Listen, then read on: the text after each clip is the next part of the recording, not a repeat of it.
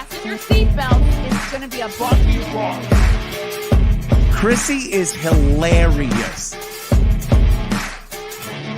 Chrissie, have you ever heard of the comedian Basha K. Ali? No, that sounds like something you yell at before you blow up a plane.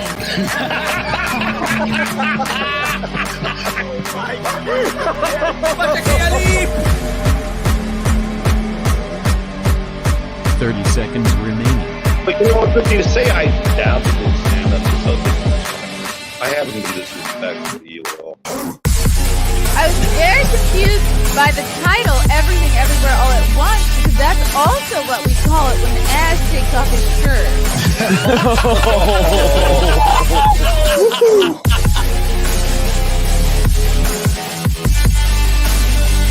I shouldn't be up here. I should be in school on the other side of the ocean. Hello. Welcome to Mayor in the Morning. It's a rainy ass Wednesday morning. Happy Wednesday, October 5th. Woo! Got a lot to cover. I saw Bros last night, so you don't have to. Oh, wait, you were never going to see it? I didn't need to go at all. I didn't need to go and review it. Oh, okay. Holy shit. Oh my God. What a week. What a week. What a week. And it's only Wednesday. So let me do a quick little recap. Monday's Wet Spot was fun. We had a couple of fun adult film star girls on, Nicole Dashi and Connie Perignon. Andrew Harms was pretty overwhelmed by all of the attractive Asian female attention. I'll just leave it at that. He had a good time. It almost felt like a Make-A-Wish for him. Wait, what's happening with my makeup? Okay, I did my makeup like pretty nice, and then I went into the rain. So apologies if I looked rained on. I was like, you know what? I'm going to get myself a 2-pump pumpkin spice latte. And I guess in honor of Bros, I should have got all 4 pumps because that's what I had to sit and witness for 2 hours. More than that. This movie felt like the longest week of my fucking life. I want to plug a couple of shows.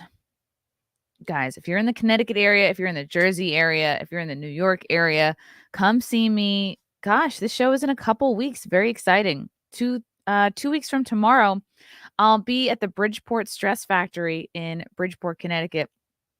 Come check it out. I really like this club. It's a good time. Then, my goodness, the Content House is coming up. It's almost here. We got the Comedians of the Compound show at the Orlando Improv on Thursday, October 27th. Come see myself, Gino Bisconti, Anthony Cumia, Alex Stein, Lila Hart. This is going to be a banger of a show. Same weekend as the F&T Geeks and Gamers meetup. So if you're in town, if you're in Orlando for that, just come to this. It'll be all the same people you know and love.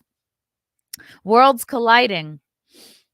Then I got a weekend in Long Island, Friday, November 4th and Saturday, November 5th at the Brokerage Comedy Club in Belmore. Yeah, what's up, Strong Island? Then we got the Compound Media Censored TV show. I think it's, what are they calling this tour? Something Dissidents. That's on Thursday, November 10th in New York City.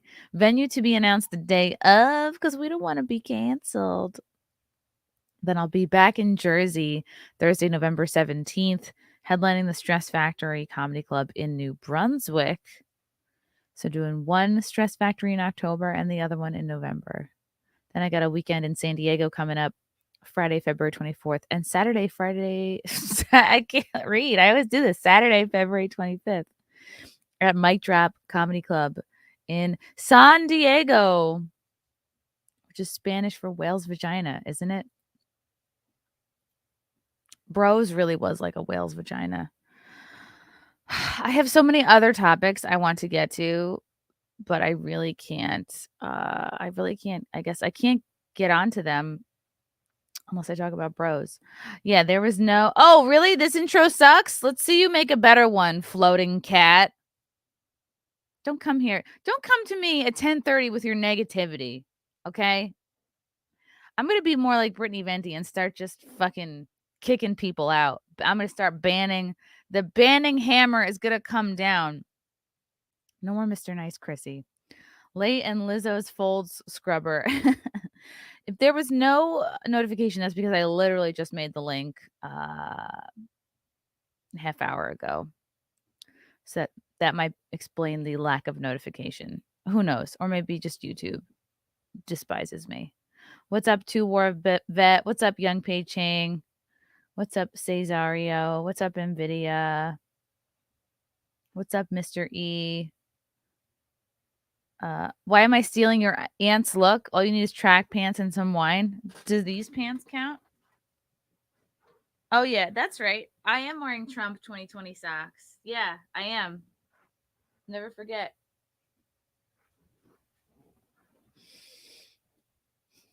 This is a good look. Maybe your aunt knows how to dress. It's getting hot, though. I might have to take this off. Usually I'm cold. What's up, Fealty? We're gonna talk about Stutjo. Oh, yep. Stutjo had a bad birthday. Talk about Stutjo. We're talking about Judge's 60-second home run. Matthew Hammond's here. Oh, good. You don't like FNT? One of the panel members called me stupid for liking another YouTuber. Really? That's all it takes to turn you off? Is one person calling you stupid? Wow. Okay. I guess you're ready for the world then. What's up, Chipicus? Andrew Hoyle. I'm going to start spanking people. Yeah. What's up, Toasty? Toasty with the mosty. I'm so glad you like the photo. Oh, you're the one doing the artsy renditions of everybody? Oh my God. Yeah, they're great. They're all fantastic. Yeah. Oh my God. I don't even know if this is sarcastic, but either way, thank you, Jason. Oh my God. So, bros, I saw it. I saw Bros so that you don't have to, guys. I don't even know where to begin. I hadn't even heard about this movie until I was being guilted into going, or else I would be deemed a homophobe. Which is how, most of us want to be convinced to go to a movie. So Bros is, I'm just going to read a little bit of the background. 2022 American romantic comedy film directed by Nicholas Stoller. It's a screenplay he co-wrote with Billy Eichner, who most of us know from Billy on the Street. And I have a feeling after this movie, he'll be returning to the street. I hope he doesn't produce any more movies. He's Billy Eichner stars in this, and he also executive produces. Stoller, Judd Apatow, and Joshua Church are all producers on the film.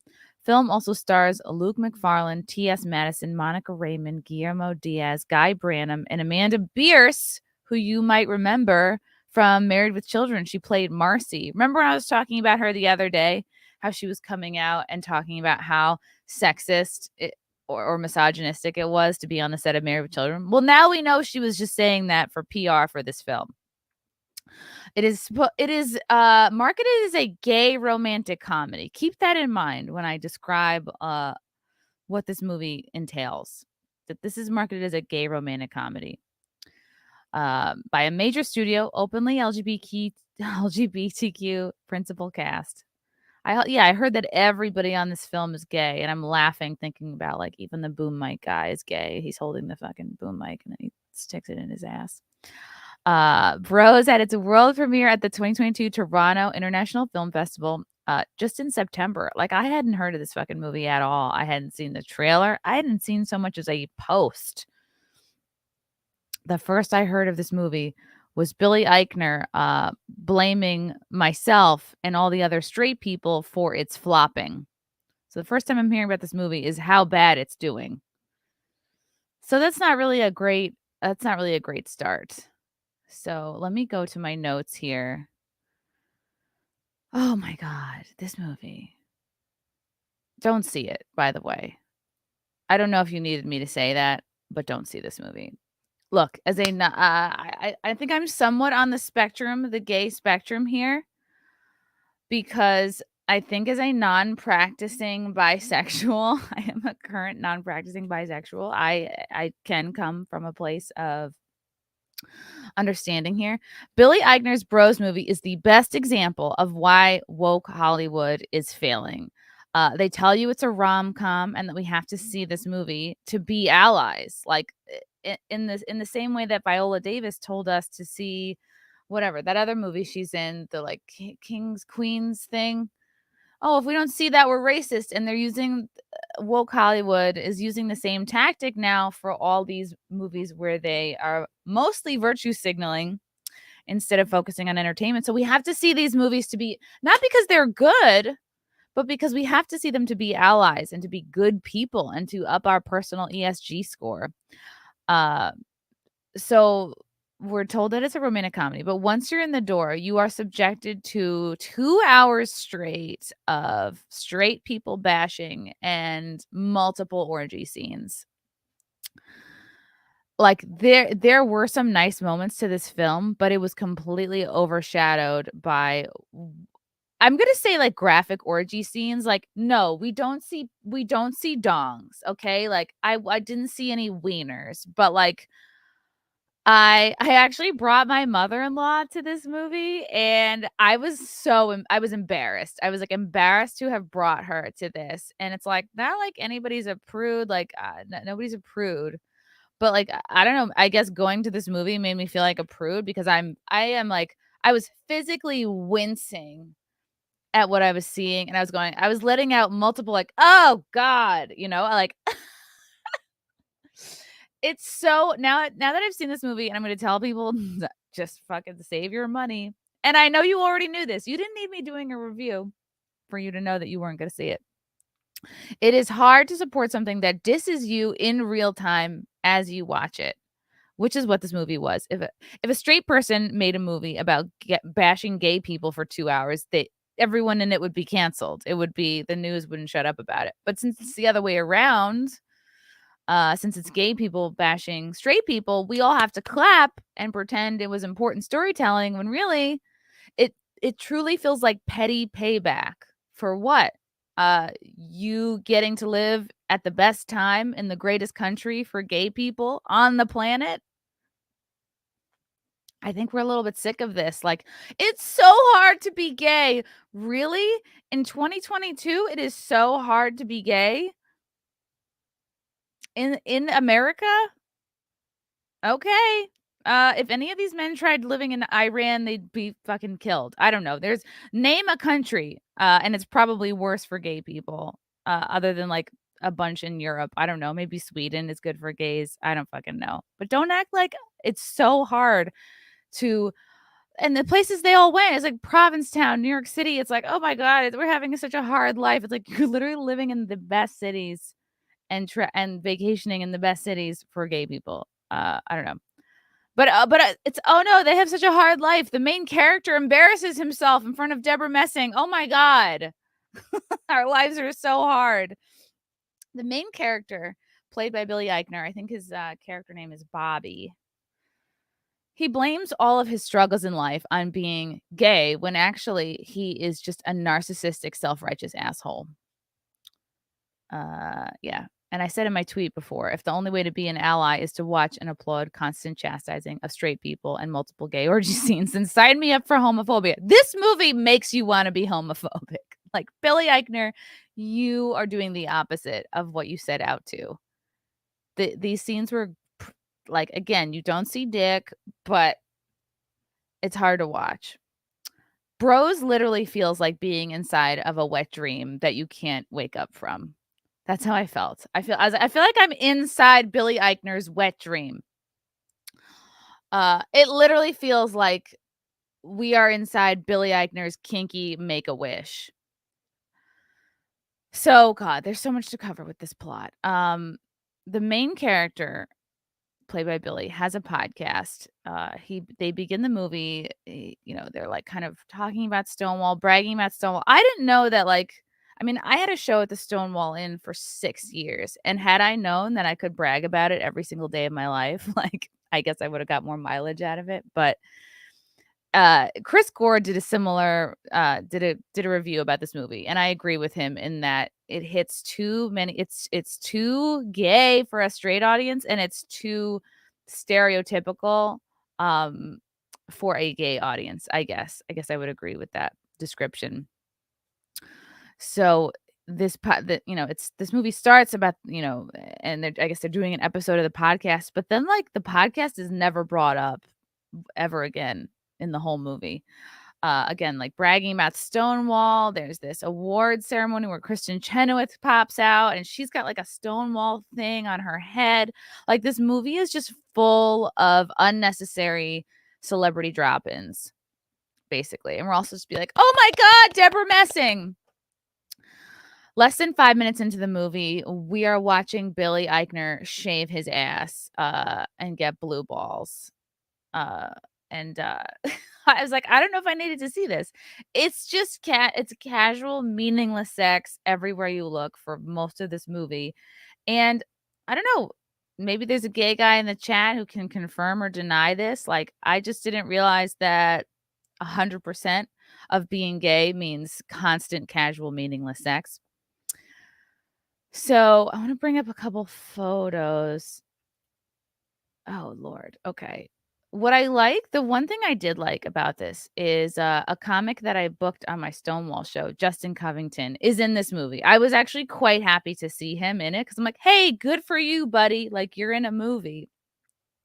But his character is somebody who like comes out as being in a throuple.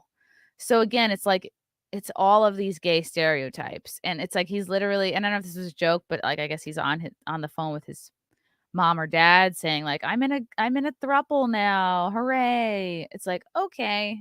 Is that really representative of, I guess they're trying to be funny, but it wasn't so funny that it didn't make up for like the cringe moments. Again, like I'm going to show these, like they say romantic comedy, but we are subjected to like multiple gay orgy scenes. Like that was a screenshot from the film. Like, I'm not going to keep it up for that long, but just so you can get a sense of like, oh, this is a romantic comedy. So we have to be constantly showing you not even two dudes having sex, but like it has to be multiple dudes having sex like the whole time.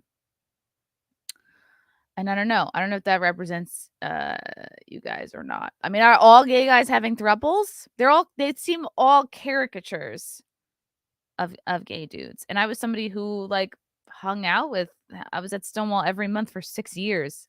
I was hanging out there a lot. So I didn't get a sense that that's how they all are.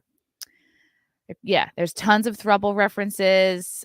It's like the guys showing the guy Aaron, who Billy's character Bobby ultimately ends up with, is like, oh, this is a picture of a hot couple. This is a picture of this hot guy and his husband. I'm supposed to be fucking them later. It's all just like, the one funny thing I liked in this movie, there was a scene at the club where Billy Eichner's character is trying to like hit on this like buff kind of Chad type guy, and he keeps turning around, and then like with the cuts and the edits, it's like it looks like the guy just literally disappears like a cat would. That actually was like kind of a funny moment to me, but not enough to make up for how cringy the rest of this movie is. Billy is like forcibly kissing this guy, saying, "Come home with me," and I'm like, you guys are trying to not look like predators, right? Like it looks like your mating process is predatory. Just saying. Is this how it goes? Maybe this is how it goes. But it just seems like being gay seems to be 100% of everyone's personality. We watch Billy Eichner shave his ass, and then he says, I quote, I guess he cuts his like cheek while he's shaving it because he's trying to send an ass pic to somebody on Grindr, and he says, I can't fuck, I can't shit, I'm not a person. Again, you guys are screaming for representation. You're screaming to be seen, acknowledged, screaming for us to hold space for you. And then when you take up that space, you say things like, I can't fuck, I can't shit, I'm not a person. So you've made a very niche movie, and you are complaining, Billy Eichner, that it doesn't have mainstream widespread appeal. I agree with Chris Gore that this should have maintained like a Sundance, like a small, have it come out in New York City and San Francisco and Provincetown, and that's it. Like, This doesn't need to be all over the country. It's basically like the only way you can. And here's the thing: is like they chastise straight people throughout the entire film for basically monogamy, for our boring sex lives, and conversely, it seems like, well, gay guys, the only way you can meet someone is physical attraction, and it's not going to happen unless you have it there. So it's like they kind of fashion themselves to be like extremely superficial, and I don't know. I don't think that's how all gay guys are. Then they have a meeting inside the office of where Billy Eichner's character works, which is this LGBTQ museum, and inside this office is like, as you can imagine, like black, gay, trans, they're all there, except for a straight white person. I think there's like one straight white couple, and I'll talk about them later. But literally, they're in this office, basically having like a victim Olympics. Oh, lesbians have it harder. No gay guys, no bisexual. It's like, it's really, they keep saying old fashioned heteronormative nonsense. Like every step of the way, they're shitting on straight people and like straight culture. When it's like, why can't you just exist? Why do you have to be constantly putting down the other side if that's how you feel? Literally every interaction revolves around sex. Billy Eichner is a terrible actor with an even worse ass. His performance, much like his ass that we saw in the first 10 minutes, is pretty flat. They make reference to movies like Brokeback Mountain. Like, we're sick of seeing straight actors pretending to be gay. It's like, maybe we need more of that, because Brokeback Mountain was a great movie. I just wrote down some quotes that like that upset me. At some point in the movie, he said, "Straight people love seeing us miserable." It's like, it just seems like so much projection to me. It's like, it seems like you guys choose to be miserable. Uh, Billy Eichner's character keeps making moves and getting rejected. He never thinks about the emotional consequences of the other person. Like, he's just in a very unlikable character, Billy Eichner's character, and not helped at all by his terrible performance. I let out so many audible uggs during the movie. There was, at one point, there was like a family, and there was like this little boy and girl, and the little boy is like, "Oh, I'm doing a project about Freddie Mercury," and there was like so much unnecessary exposition about Freddie Mercury, like, "Oh, he had a wife. Oh, honey, but he was gay." They said that Jesus was gay. I think they're purposely trying to be inflammatory in this movie. Oh my God, why didn't more straight people see this movie? Because you said Jesus was gay. You said Lincoln was gay. Like, the main character, he's miserable. He complains all the time. What was particularly gross in this movie was how I think they utilized kids. And there was at one point, like, Billy Eichner's character was talking about being a bottom, and he's with his friend that has the two kids. And at one point, the whole family breaks out into a bottom dance. And I'm like, these kids are not, maybe they're 10 or less. Yeah, I don't think any kids should be doing like a bottom dance, or even like know what the fuck that is. I don't know. It just seems like they're really kind of shoving the whole kids knowing about it down our throats. Yeah, the mom at one point says half the kids in Brian's class are non-binary. Ugh, that was pretty yucky. There's constant name dropping. They're talking about Lincoln being gay. Oh, he might have been bi. We're letting the heterosexual terrorists win. Again, like, if there was a movie where people were calling homosexual terrorists, like, it would be crazy. It would be mayhem. The trans person in the movie calls Caitlyn Jenner a trans terrorist. Again, like, none of these lines were funnier than they were cringe. More cringe than funny. Meeting Deborah Messing is like the highlight of Billy's character.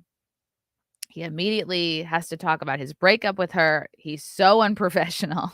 She's like, "Stop telling me your problems. Like, I am not Grace from Will and Grace." Like, there was one funny line in the scene where she was like, "Yeah, look at the lesbians. The lesbians aren't complaining about their love lives. They have their shit together." It seems like Billy has no friends he can complain to. he chastises fit guys, and then I'm like, there's all these sex scenes, and I'm just like, I feel like I'm watching high school wrestling. Like, is this typical sex for gay dudes? Is like, it looks like half wrestling, half flexing, and then like other portions slapping each other. There's like a lot of sucking on each other's fingers. It was a lot of like putting fingers and hands in each other's mouths. It was like honestly so hard to watch.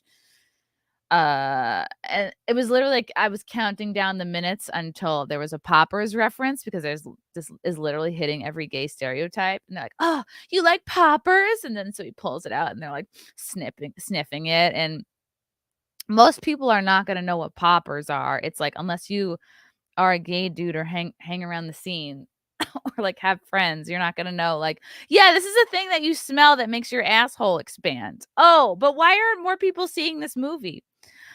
Aaron, who is the character that I actually like, he's the guy that Billy Eichner's character is going for. He's like a closeted chocolatier. He has a little bit more of like a character arc. Harvey Fierstein is there. He plays this guy. His character's name is Lewis. He's I think he's from, is he from The Birdcage? Where is Harvey Fierstein from? Mrs. Doubtfire. He sounds like he's talking out of a stoma. I think that's his real voice, though. At one point, they catch Billy Eichner's character catches Aaron shooting testosterone. Like, oh, but you, and then Aaron's like, oh, but you liked my really nice body. Oh my God. Can we talk about Bowen Yang? He literally plays the same character every time I see him. It's like, wow, Bowen, so groundbreaking. You're playing the same stereotypically gay character. Wow, great work. I don't know. Like, maybe all gay men are shallow, unserious, and emotionally stunted caricatures, because that's how this movie is making them look. The Aaron character is kind of the only redeeming part of this movie, but again, it's like not enough. They act like kissing each other is like a gay man's third base. Like, oh my God, are we kissing now? Like, it's this big deal. Billy has so many snide comments about being kept down. Oh, I've seen so many mediocre straight men pass me in life. It's like it was this whole pity party monologue. It's like, dude, like, you're the only one with this negative attitude, and that's going to keep you down in life, like not you being gay. But again, if that's the lens in which you view life, everything negative is going to be because you're gay, right? Again, yeah, I mean, I don't know if you guys really want to hear all the details. Yeah, there's another orgy scene, and there's like this little nerdy guy who like worms his way into the orgy. Like, how many times do we need to see 4 dudes sucking each other off? I don't know. The mom is played by the actress who played Marcy in Married with Children. So the mom actually plays this second grade teacher, and she gets in a big fight with Billy Eichner's character. Not a fight so much. There just was a blow up over Christmas, because Billy Eichner really was driving home the point of what people would refer to as the Don't Say Gay bill in Florida. And he's just going on and on. Like, this was made last year. He's like, no, I just really think that second graders need to learn about gay history because it's their history too. And then the mom character's like, no, I just think they're too young. Agree to disagree. And then they drop it. And then like Billy's character comes back. No, actually, they need to know. And it's this point of view, which a lot of people, I think, kind of despise. They maintain on one hand, oh, it's so important for kids to know about gay history. We really want to help the kids. We really want to make them feel good about themselves. But later in the movie, when the character is asked if he wants to have kids, he goes, ugh, ew, no. So it's that same stereotype of like, you don't want to have your own kids, but you want to raise straight people's kids and impress upon them your values, which people fucking hate that. And I think this movie makes a point to be shocking. It feels like this movie is written in a way to like shock straight people and be kind of like in your face. Like, our sex lives are so great and scandalous and fun, and yours are boring. But really it's kind of just pretty cringe. Billy Eichner's character, when he's talking to the mom, he's like, he actually like says the term pound my prostate. It's like, okay, it's constant. It's really constant. It's just so there's so many icky moments. Like, they have something called the Hall Heart channel, like it's pretending to be the Hallmark channel, and I guess they're doing like sad attempts at LGBT movies. Like, this film thinks it's so important while it's going on. The main character, Billy Eichner's character, actually admits to fucking it up in front of his the other guy's parents on purpose because he was mad that he thought Aaron liked a more buff guy. Like, it's very this is like a very superficial character. But certain lines that really bothered me, like straight gatekeepers keep us from succeeding. Again, this is one like gay pity party. This doesn't look empowering to me. They have a hall of bisexuals in this museum, and Leonardo da Vinci is there. There's a ride in the museum called the ride, or like the horror ride of gay traumas or something. And then it's Bowen Yang going, "You made it to the Obama administration, but what's around the corner?" It's like, I'm pretty sure Trump was very good to gay dudes. Again, it was like over and over, boring cis white gay guys. They say cis over and over again.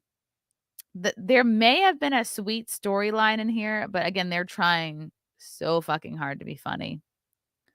The last montage is kind of nice when you're not being subjected to orgy scenes. Again, it's all like Barbara Streisand, Deborah Messing. It's like every stereotype. Amy Schumer makes a cameo at the end as lesbian Eleanor Roosevelt. Seth Meyers makes a cameo at the end as Harvey Milk. Ben Stiller makes a cameo at the end as like Night at the Gay Museum. And then at the end, the mom brings the second grade class to the museum and is going, "Oh, of course they should see this. It's their history too." Like, it's almost like there's no real resolution of this. It's almost like the mom character in this movie bends the knee, is bullied by the movie itself to bring the class to this LGBT museum. So again, like, unless you enjoy seeing like orgy scenes, I would stay away from this. And you probably knew that. You probably didn't need me to tell you that. But again, I just don't think like bullying huge swaths of your audience to see your movie is the way to go. It was I was definitely cringing, and I'm like not a prude person. I'm getting to these super chats here. It's like, if you want to make a film that's empowering to gay people, like, maybe don't hit every single stereotype. I don't know. What do I know? From Ulfidnar. LOL, did you lose a bet, or were you looking for material for a routine? And is that why you saw Bro? So how's life? No, I just wanted to go. I had to go to prove I wasn't a homophobe. Will Nash, thank you so much for yesterday, Foot Queen. Oh boy. I showed him my feet yesterday. Kind of regretting it. Michael Gavin Ali, what's up? Thanks, Michael, for 5. Hi, Chrissy. Bro sucked. You saw it? Did you see it? And Stuttering John lost his appeal in his lawsuit on his birthday. Yes, he did. Stuttering John is the best thing to laugh at. Oh, he certainly is. Chucksenhausen, good morning. Love the tiger jacket. Real. Thanks, bud. Matthew Hammond for 5. There are easier ways to avoid hanging out with your future mother-in-law, Chrissy, besides taking her to this movie. Get the cringe out. Yeah. Oh, I told her, I'm like, I really owe you for this one. Like, I'm so sorry. You had to sit through this. You know what this movie felt like? You know, when you're a kid, and not a kid, or I don't know, however old you are, when you first see like porn or something, or like a naked photo, and you have that feeling of like this like visceral, like, oh, like I wasn't ready to see that, like it like gets into your soul. That's how I felt watching this movie. Like, there's way, like, they could have shot this movie in a way that like infers that they're having an orgy. Like, they could show a bunch of dudes going into a room together. You don't need to see 4 dudes blowing each other. And honestly, like, if you look at all the guys that were in these hookup scenes with Billy Eichner, like, it's not a super diverse lineup of guys. They're all like jacked white guys. So that's why, to me, it looks like Billy Eichner is like, he's just fulfilling a kink, basically. Like, he really wanted to shoot this scene with all these hot buff guys, like, just for himself. It's like, Was this really needed for the movie, or you just needed it for your spank bank? And it just feels like we're all witnessing a spank bank deposit. NVIDIA, oh, I get it. It's a biopic of an LGBTQ MAP plus activists. Westfield, such a preachy movie. Even gay people stayed away. Yes, they did. And where's the criticism of the gay people who didn't see this movie? Why are we not jumping down their throats? Because you know what? My theater was not full of gay people. And I saw it in Westchester. Young Pei Chang. And yeah, Westchester's pretty blue. You need to be brain bleached for the John Waters film. Yes, I would. I think Chris Gore was talking about that. Again, if you want like a more like a movie type review, like a movie review, go watch his review. But mine was just like, ugh. Oh, this is why people resent you guys. Like, this is a perfect example of why woke Hollywood continues to fail. Chris Baldessano, when you went to the refreshment stand, did they offer gerbils and anal beads with the typical popcorn and soda? And good morning, Chrissy. Love you, kiddo. No, but there definitely was a dildo in every seat. Billy Noyce. I'm bi, and my sexuality is the least interesting thing about me. I don't get why some members of the LGBT community make that their entire identity. Queer content is also over-sexualized in media. Yes, very good point. And then when people say, "Oh, are you triggered by watching gay men kiss? Are you triggered?" Yeah, I wish it was just gay men kissing. If it were just gay men kissing, I wouldn't have so many complaints. I mean, I would still have complaints, but I wouldn't have this PTSD that I'm currently dealing with. It's like we don't need to see like asses grinding. We don't need I could have done with a lot less moaning. I didn't need to know what Billy Eichner's moan sounds like. I would have been okay without hearing that. Again, to me, it felt like this movie was like gay dudes trying to show off for how like sexual and fun they are to straight people. That's how it felt to me. Nightbreed, watch Al Pacino's Leatherman thriller Cruising from 1980 next time. It's all this but better and about a serial killer hunt. See, that's interesting to me. Westfield, second graders should not be exposed to any sexuality. I agree. And that's like Amanda Bierce's character maintained that in the beginning. And it's not even like he had a convincing argument. He just kept saying, I think they should know. It's their history. And in the last scene, the kids are all at this museum. And I was like, ugh. Will Nash, by the way, you only showed a sock. The first 25. Dude, I showed my foot at the end. Get off my dick. Oh my God. This movie. Anyway, I think a lot of what I'm saying is like not shocking to any of you guys. This movie did not do well. Even despite all this, Billy Eichner still blames Bros box office disappointment on straight people. So even though I went and saw this movie out of shame, out of guilt, it's still my fault, my people's fault for not seeing it. Oh, okay. Guess what, Billy Eichner? If you want a movie that appeals to straight people, don't have so many orgy scenes. You think? What an idiot. What a fucking moron. Go back to Billy on the Street. I agree with Chris Gore in that like we can handle him in 3-minute spurts. It was projected to make 8 to 10 million. No, they haven't even made 5 yet. Oh yeah, he's so frustrated. This movie is what happens when people don't get out of New York City or LA, basically. Made a super niche movie.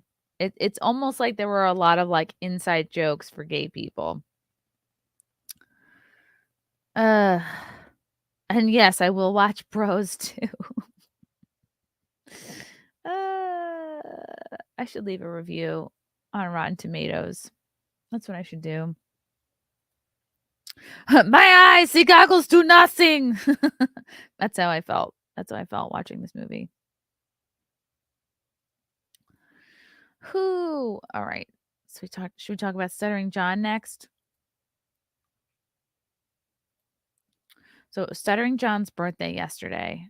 I wished him a happy birthday on Twitter, even though I am still blocked. I said, John, I hope we can dabble in a friendship one day. So this is from Twitter. This is Muttering Jay. This is one of Stuttering John's parody. No, this is not his account. This is like a random person in the dabbling world. Breaking news, Stern adds clear of performers' rights. Second Circle says on Melinda's birthday too. Stern adds clear of performers' rights. Interesting. Let's read it. Oh, it's clicking to another screen. Hold, please. Okay. SiriusXM Radio incorporates Howard Stern ads didn't violate the publicity rights of Stuttering John, a former performer on the show, the Second Circuit affirmed on Tuesday. John Melendez, who performed on the show from 1988 to 2004. God damn, I didn't realize it was that long. He should have a lot more money and be more famous right now. Alleged that SiriusXM used his name and likeness to advertise for the show without his permission. But a district court found that any audience for the ads would construe clips of Melendez on the show as promoting the show and its material, not suggesting Melendez endorsed it. In March, a U.S. Court of Appeals for the Second Circuit panel expressed skepticism of Melendez's argument that SiriusXM couldn't use clips from a show to which it had the rights to play. The panel's opinion Tuesday found Melendez failed to plausibly allege any use of his likeness that was separate from or beyond the rebroadcasting of copyrightable material. So, yeah, he lost his case. The publicity rights claims were preempted by the Copyright Act because it satisfied a two-part test considering its subject matter and the general scope of copyright law. The court compared it to a publicity rights claim by rapper 50 Cent, whose name is Curtis Jackson, alleging his identity was used commercially without permission through the sampling of his song In Da Club in another work. That 2020 Second Circuit opinion said the subject matter prong of the test was met because the focus of Jackson's claim was the music, not Jackson's identity. Similarly, Melendez's claims were based on SiriusXM's use of the copyrighted works and no other independent use of Melendez's identity, the court said. The court distinguished the precedents Melendez raised, saying they involved allegations of manipulation of the plaintiff's likeness or use of the identity or likeness to support a product independent of the copyrighted work. The court also said that while the publicity rights law and Melendez's claim over the ad had a commercial element beyond the scope of copyright law, that doesn't automatically cause it to fail the general scope prong of the test and move the case beyond copyright law's preemption. I don't understand a word of this. But it sounds like he lost. The court said it still had to look holistically at what he seeks to protect.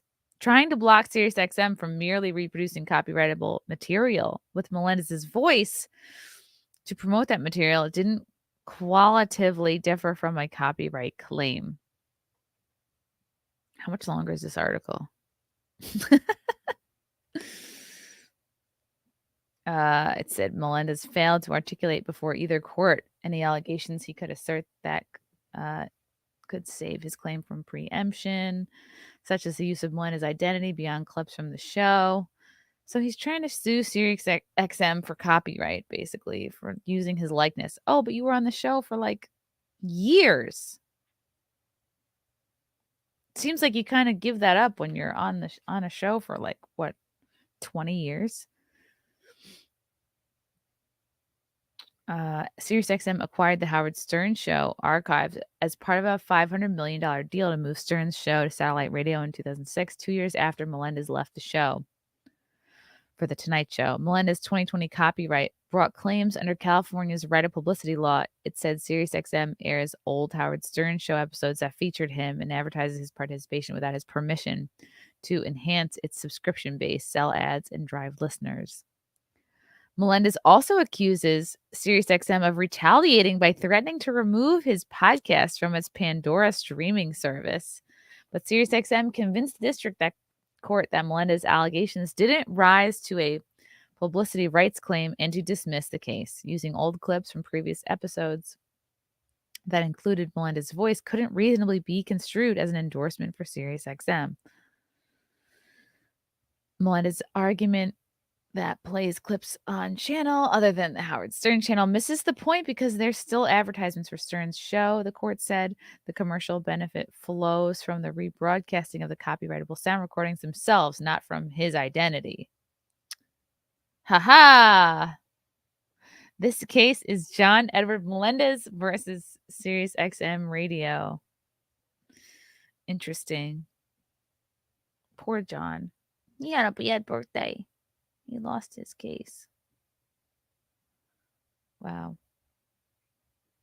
Well, I'm sure he'll find something else to do now. Poor Stuttering John. Let's see if I have any more on him. Yeah, let's say what the people are saying. This is the greatest day ever. The perpetual loser loses again. Join the fun. Parade coming soon. You know what they say. Win a minor settlement with Sharon Stone. Security flunky 30 years ago. Lose everything since. Stutjo losing the serious lawsuit on his birthday is beyond hilarious. John was served divorce papers on his wedding anniversary. Oh. John is going to find excuses why he lost, like always. Based on what I remember on copyright law and California law on likeness in law school, he had no case. I'm still blocked. Please, oh please, let Sirius do an all Stuttering John FU weekend. I'd like to see a show on Compound. Oh, this is like a fan account. With people who have worked with John, talking about him in his career, but speaking in past tense as though he's gone, with shoddy reenactments of John. Perhaps have an actual funeral. A living funeral. That's always fun. From dabbling Stutjo, John would be dead in a few months or years because of the alcohol. Oh, and all the stress of being a loser. Oh no. We don't want that. We want him to get better. All right. Poor Stuttering John. I mean, I'd like to feel bad, but he was like pretty shitty to me. So I guess I don't feel that bad. What does it say about what goes around? It comes around. Oh, she could play GIFs in the chat. I got to do that Streamlabs thing. Oh, yeah. The Amy Schumer appearance at the end was like, wow, they fucking dragged her fat ass out for this? All right. Like, is that what she's trying to be now? Like a gay sort of icon? I don't know. She didn't look too good. That was the most she's done in a couple of years. I want to know what the gays in the chat feel. Gays in the chat, tell me if 100% of your identity is your sexuality. Maybe I have it wrong. Maybe I just don't know. Maybe I've been out of the gay scene for too long.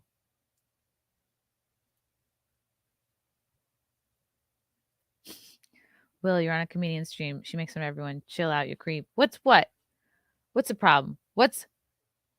Will Nash, are you causing problems? This is the same damn woman who spoke about guys who are scared to compliment complainant women. Will, learn how to spell and then get back here, okay? I can shame you all I want. This is my fucking stream. If you don't like it, go somewhere else. Peace. To quote Frosk. Some of you got to relax. Most of you are cool. But every once in a while, I get somebody in the chat who has a stick up their ass. Or they just like don't understand what they're watching. Oh my God. I sat through it. You know what's so funny is my mother-in-law fell asleep. She fell asleep. And you know what? I wasn't going to wake her up because I was like, what if I wake her up and it's another gay orgy scene? I don't want her to see that. Like, she doesn't need to see that. She had the right idea by falling asleep. Old nerdy. What snacks do they have? Amyl nitrate Whoppers? No, anal. I always call it anal nitrate, which is it's called poppers. But I like saying anal nitrate because, obvious reasons. Will Nash. By the way, you only showed a sock. The first 25, I agree. Okay, I already read that. Westfield, second graders should not be exposed to sexuality. I agree. Oh, I already did that one. Well, Nash, right. You gonna eye roll at that then. You gonna tell me you joking? Seems to me you throw shade. I did what you said. Always shady. Even when I pay. Dude, well, it seems like what you are looking for is like a sort of OnlyFans type relationship. So that's where I would direct you, because if you're coming on a YouTube live stream for like just foot shots, like you're not in the right spot, buddy. So I would go ahead and direct you there, because I'm just going to disappoint you, because I'm just going to be like talking about stuff and making fun of people, and I'm not here to like you know just like I'm not your I don't know what to say even. I'm not here to support your every like sexual whim, I guess. Chris Baldessano, Bros 2, reunited Gino and Pat. Oh God. Chris again for 5 keywords in that court document. Failed to plead any facts, which we all know John does that daily with his lies and bullcrap money laundering. Are you talking about the beloved chatter? Please send money to the beloved chatter. I'm not here to be easy on the eyes for you. Frostbite. I'm just saying, like, if you are watching the stream to be like looking at my feet, like this is a low budget production here. God, if I had the money, I'd have one camera on my face, one camera on my feet, and then everyone would be happy. But I'm not dealing with that kind of budget right now. So you need to fucking probably go to OnlyFans. So there. God, you guys test me sometimes. Poor Stuttering John. Maybe he'll take me back. You know I'm blocked from sending him super chats, by the way. You know, it's no big deal. I just sent him a $50 super chat that one time, but what's my reward? I get blocked. Let's see. I think I'm going to show this other article. This might be the same thing. Ex-Howard Stern sidekick Stuttering John loses appeal against SiriusXM. This is the original article I should have read. I like New York Post. It's easy to read. Basically saying that SiriusXM exploited his name and voice to promote Stern's shows. He left the show in 2004 after 15 years. He filed the suit in 2020, claiming it was using old recordings on 2 channels to attract listeners without his permission. Oh yeah, Howard Stern needs Stuttering John to attract listeners. I swear, I don't know where some of you guys get your confidence from. If I could have a fraction of the confidence that Stuttering John has, I think I'd be a billionaire. On Tuesday, Manhattan Second Court of Appeals unanimously upheld the lower court's 2021 decision, tossing his suit, finding that SiriusXM does not owe him any damages. And that is the long and short of it. What about that time we were together on stage? Look, I'm still drinking a Coors. That, you know who has never disappointed me my whole life is Coors. Wow. Doing that voice really really fucks up my vocal cords. The last 15 years mean nothing to you, Howard. Watch out, it's a roach.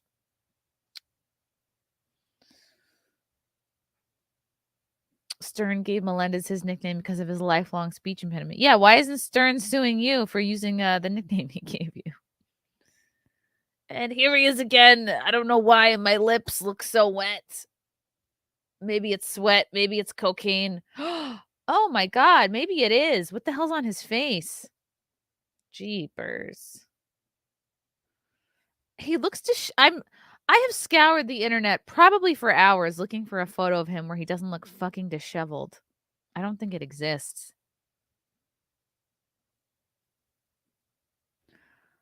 You may have dropped my case, but you can hire me back if you want. No merit. No merit in this case. Bye. Sorry, John.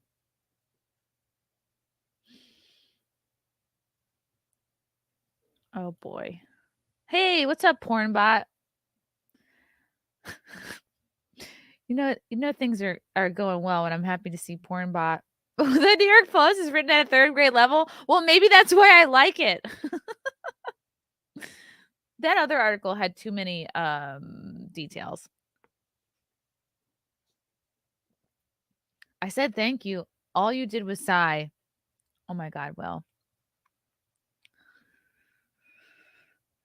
Everything's fine, Will. I showed you a foot. Everything's fine. But just like, don't treat this like your OnlyFans. Okay. Yeah, go on my wiki feet, Will.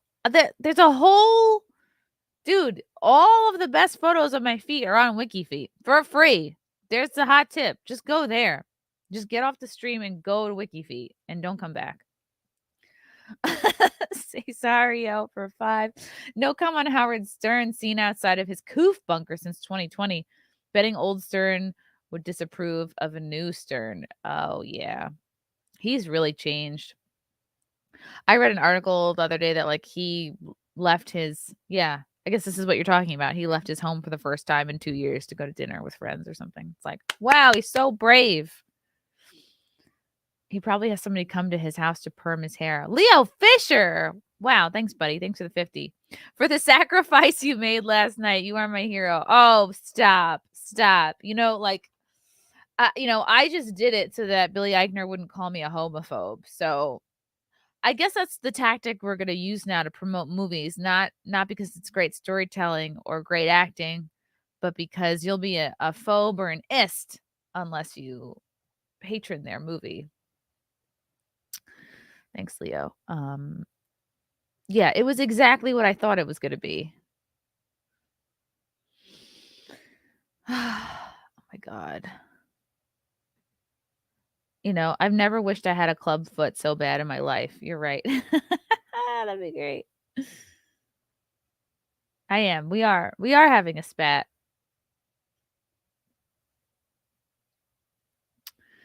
It's okay. He looks like Big Ed from 90 Day Fiancé.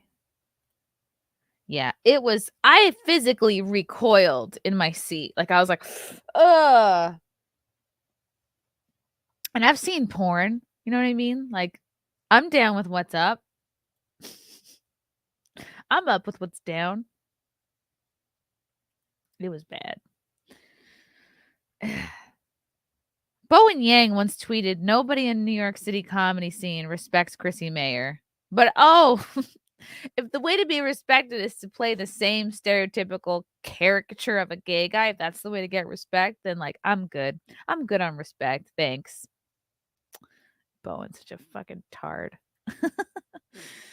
Oh, okay. So I don't know if you guys watched the Yankees game last night, but Aaron Judge was chasing the American League record. Roger Maris had 61 home runs in a season, and Aaron Judge finally got 62 last night. It was very exciting, and even if you don't care about baseball, this was a big record, and he was just on such a roll this year. He was doing great. I think he could have gotten more, but of course you have to factor in things like pressure, the pressure he's putting on himself, the pressure he's getting from the media, from the fans, from everything. The cameras were constantly on him, like just about every game since his 50th home run. There were constant cameras in his face all the time. So I think he could have been like maybe up in the 65, 70 range, and then also a lot of people were pitching him shit for many games in a row. So I was so happy that he was able to break past that and just get the record. And now he can relax. And there's 1 or 2 more games left in the season. And like, if he gets another one, great. If he doesn't, like, no sweat either. He did it. I think it would be fun to compare the 2 calls that were made.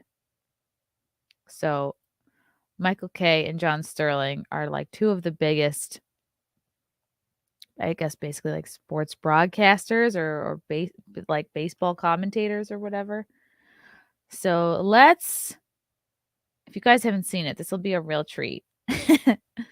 This is John Sterling, who is known for for calls that are wrong. Like there's a reel somewhere of him calling home runs that are not home runs.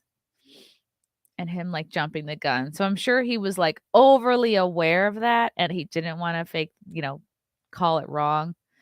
So this is from WFAN. Sterling Kim made it to Texas. So this happened in Texas yesterday. It was the second game of the day. So maybe that's part of why he was able to do it. He was warmed up. He was loose. Sterling Kim made it to Texas to capture John's call of Aaron Judge's record 60-second homer. This guy has a great voice. He's like kind of a baseball sort of mainstay. Here's the 1-1. Swung on. There it goes. Deep left. It is high. It is far. It is gone. Number 62 to set the new American League record. And here's where he goes into his pre-written, because it's like, if this is your job, you're like, okay, this will probably happen. So you have a pre-written, like what you're going to say, because this is like an epic moment in time that's going to be remembered, recorded, heard for history, So now he goes into his pre-written Aaron Judge, like commentary. Aaron Judge hits his 62nd. All the Yankees out of the dugout to greet him. Just think of it. 3 Yankee right fielders. The Babe hitting Ruth. 60 and 27. The Jolly Roger hitting 61 and 61. And now Aaron Judge hits his 62nd home run, the most home runs any American leaguer has hit in a single season. And the American League has been alive for 120 years. This is Judgment Day. That's so corny. He looked right at the camera. Closed. This is Judgment Day. Case closed. All right, now I'm going to play the other famous commentator, Michael Kay. And let's see which one you think is better.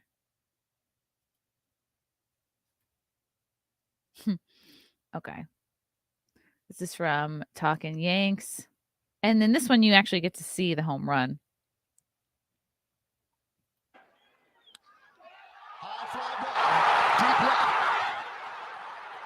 There it goes. Soaring into history. He's done it. He has done it. Oh, that's his mom. His mom was so happy. That was one of my favorite things to see, because his mom has been at all these games this season. Aaron Judge is the American League single-season home run leader. The AL King. Case closed. Case closed. Oh, you did it. This is so happy. What a happy day.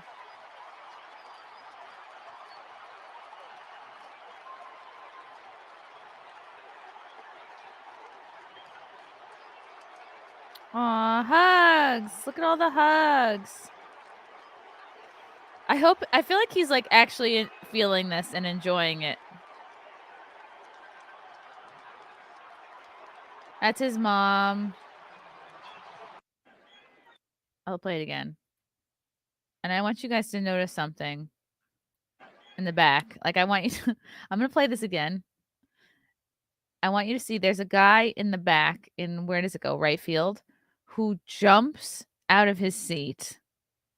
Because this ball is going to be worth millions of dollars. This is the 60-second home run ball.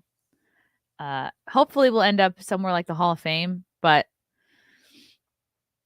whoever gets it can probably sell it for millions of dollars back to the MLB or something. But watch the guy in the back jump out of his seat to grab the ball because he's anticipating it, dropping and falling down.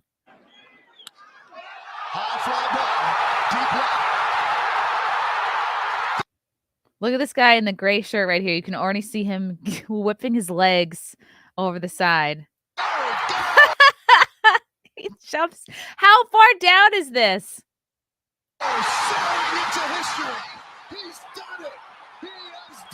Good for him. Oh, I'm so happy for him.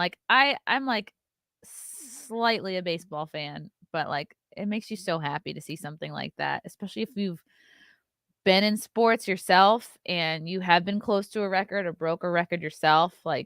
like I have. It's a big deal. It's a big deal when like because so much of it is your mental state, to not let the pressure get to you and affect your performance. So we're gonna catch up with we're gonna get the update on the fan that jumped from the stands. I love that they wrote a piece about this already, and that's right, the New York Post, because I read it at third grade level.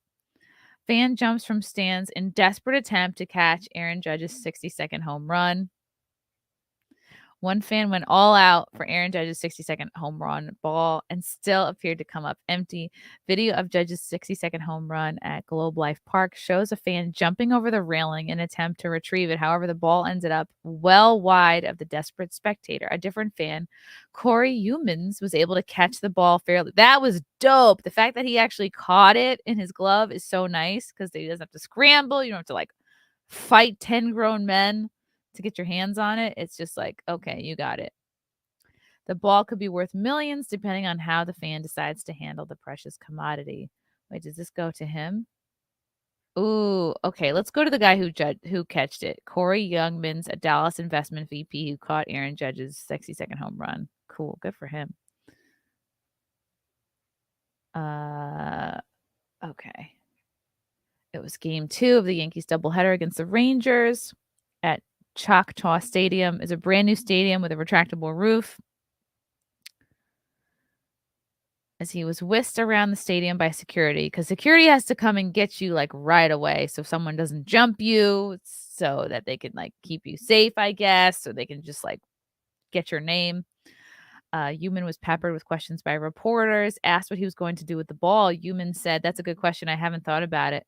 Upon a follow-up question where he was asked if he was going to keep the ball or give it back to Judge, Humans, who was spotted at a...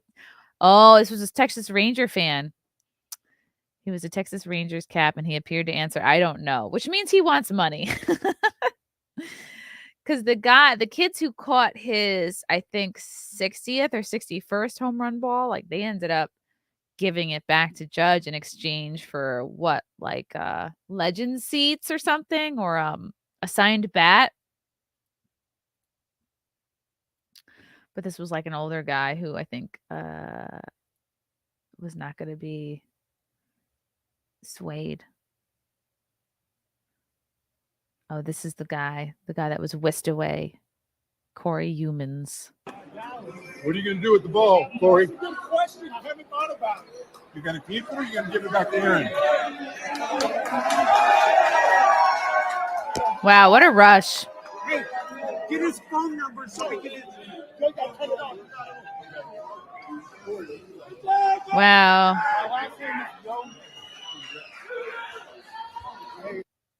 That's cool. And yeah, all these balls that Aaron was being pitched to have to be like, whatever, verified. I'm not saying it right. They put a sticker on them or something. Humans is a VP at a local branch of Fisher Investments. The ball's worth $2 million at a minimum. Woo! Wow. What do you guys think the right thing to do is?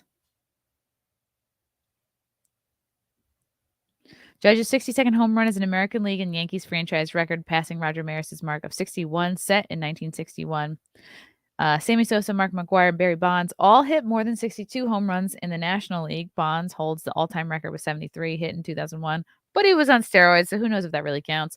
However, baseball fans and media are split over who they see as the true home run king, as Sosa, McGwire, and Bonds were all heavily suspected of performance-enhancing drug use. If Human opts to sell the baseball, it will be fascinating to see what the final price will be. No one caught Judge's 61st home run, as it's landing in the Blue Jays bullpen. Okay, so it was the 60th home run that the kids caught, and they ended up trading it for like a signed bat.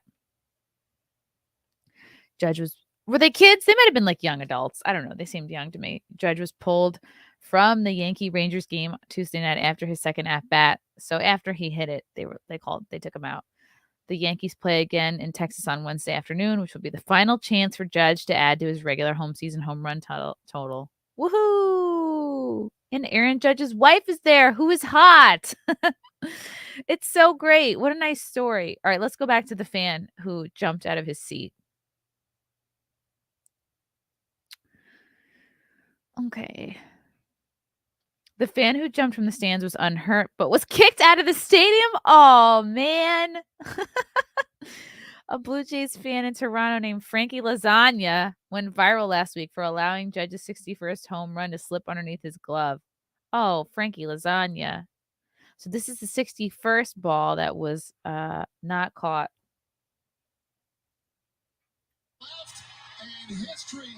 Oh.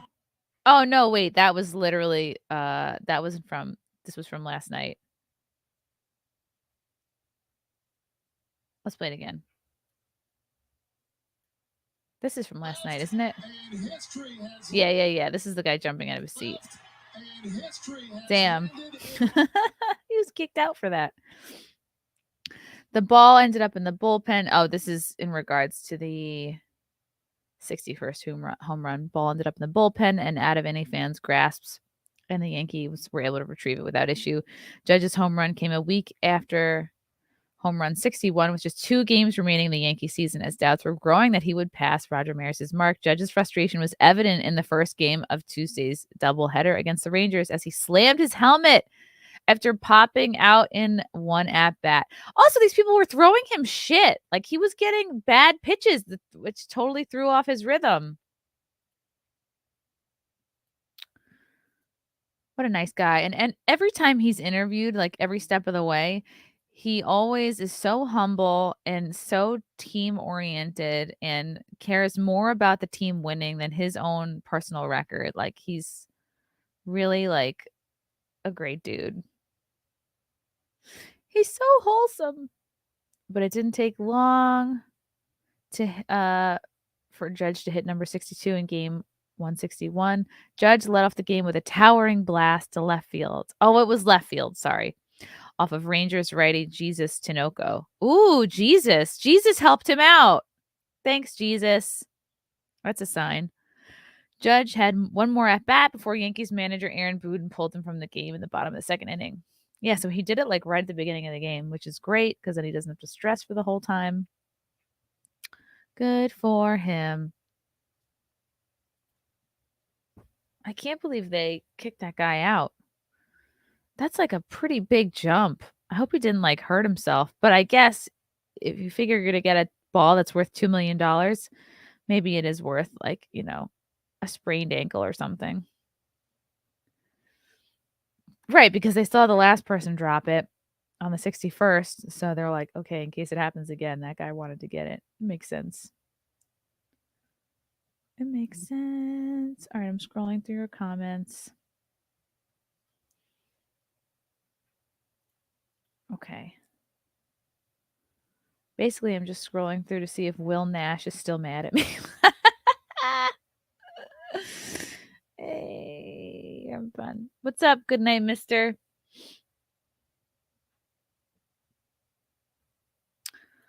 Oh, Angrospaz Marine. Billy Eichner. Why didn't more of the people I hate go to see my movie where I hate on them? Yep, that's the Hollywood logic. Exactly. It's really fucking weird. It's like, oh, you hate us, but you need us for your movie to be successful? Okay, well, which is it? It's like, I think he hates that he needs straight people to have his movie be successful. It's like, it just sounds like a lot of anger and, I don't know, issues, to be honest. Sounds like you got issues, Billy. What's up, Mike G? I like watching you since I discovered you in 2020 via the FNT gang because you're funny AF 100. It's just a bonus that you are easy on the eyes for us. Don't make me call Zipper. Thanks, Mike G. Old Nerdy for 10. Does anyone recognize the steroid records anymore? Some people really do. I say we throw those out or put an asterisk next to their records and just recognize Judge as the true record holder. Well, me and Frank went to the Baseball Hall of Fame recently, and the way they handle it is kind of interesting. Like, yes, they recognize them, but they do kind of have them in like they have a little like hall of steroid use, basically, that they're kind of Not that it's away. Not that it's like in the back or anything, but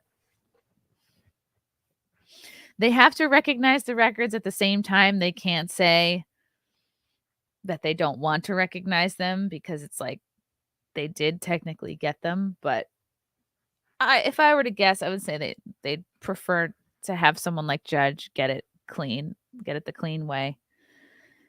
That way they don't have to debate over it. Yeah. It was an insane season. He came out the gate like really fucking strong. He was on such a roll. The Yankees were on such a roll, and then they hit a bit of a slump. And then he really came back. Like he had to work against a lot of pressure and a lot of people throwing him a lot of shit, trying to throw him off. People intentionally walking him, people unintentionally walking him. And he really was able to hold in his emotions. Like whatever he did before the game yesterday to like mentally prepare himself must have worked because he had his shit together. And like Frank mentioned this too, as we were watching it, like he hit it, he's watching it go, he takes a few steps, he sees that it's a home run, and it's almost like a weight was lifted from him. You could see like a lightness in him. That was really cool. He really nobody deserves it more than him. Such a team player. It'll be interesting to see. Do you guys think he'll stay with the Yankees next year?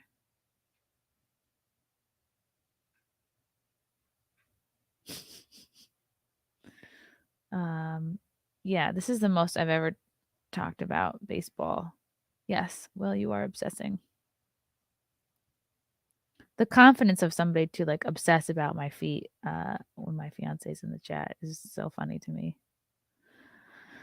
It's okay though. What's up, boobs? Will Nash, have you ever considered taking off the all caps? Good advice from the boobs. It's okay. Just chill out. It will be fine. Yeah. People get upset when I don't pay attention to them. Certain people do. I really try my best to get to everybody.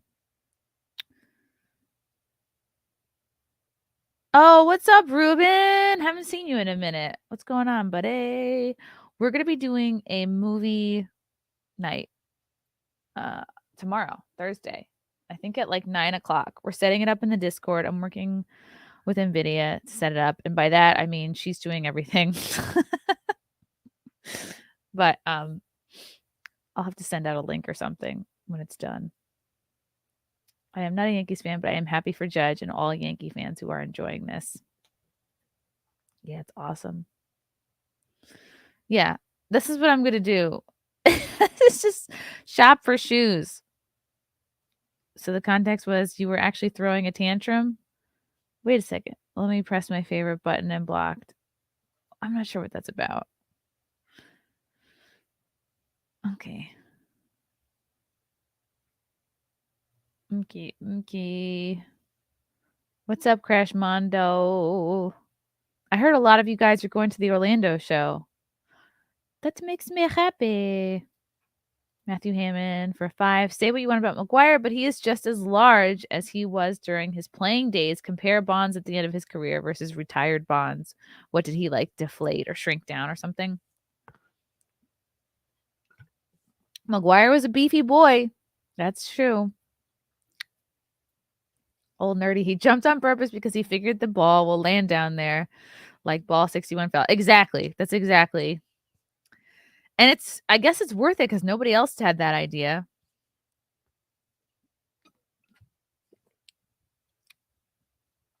That sucks that he got thrown out, but they didn't know they can't allow that. Old nerdy. Does anyone recognize the steroid records anymore? Oh, I did that. Some people do. Some people are like really, were like a little cunty about it. Like, big deal. He didn't really do it. I look like I have to pee. No, but I need a solution for my chair. I don't know if it's because I sit in it like a fucking weirdo. Like, I don't know if this is a girl thing or a me thing, but I always like sit with like a leg up,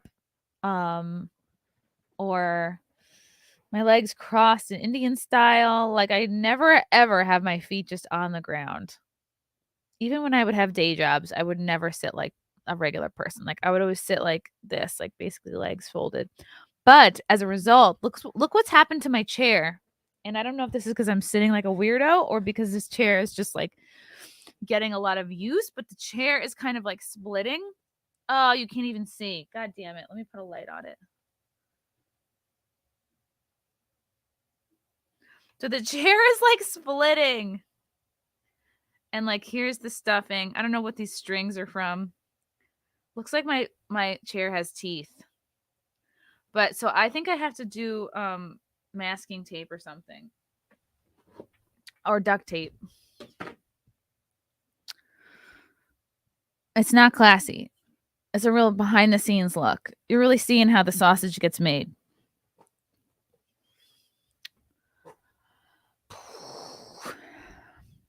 Otherwise, this chair is super comfortable. And I like that it has a back. And I like that it has armrests. I have not even had this chair for a year. Boobs. This is normal wear and tear. I don't know. And it's not like I'm wearing shoes in the chair. Oh my God. Willa's still angry with me. This woman are the first people. Figure out who you're talking about. Is it me or are you talking about a group of people to take money to show their feet on Twitter and Insta? What people are taking money to show their feet on Instagram and Twitter? Okay. Oh no. Is it really from sitting like this? Okay, shoot. Maybe because having my foot on the top like pulls the material. Shoot. I really don't know how else to sit. I'm going to buy some duct tape. Or get a mesh office chair. I am in that chair a lot. I think I spend half my life in this chair. Like hours a day. When did I get this chair? Not that long ago. Maybe 6 months ago. Will, nobody is judging feet people. They're reacting to your obnoxious and demanding behavior. Yeah, it's not feet people. It's really just you specifically. Yeah. Will, show your feet. This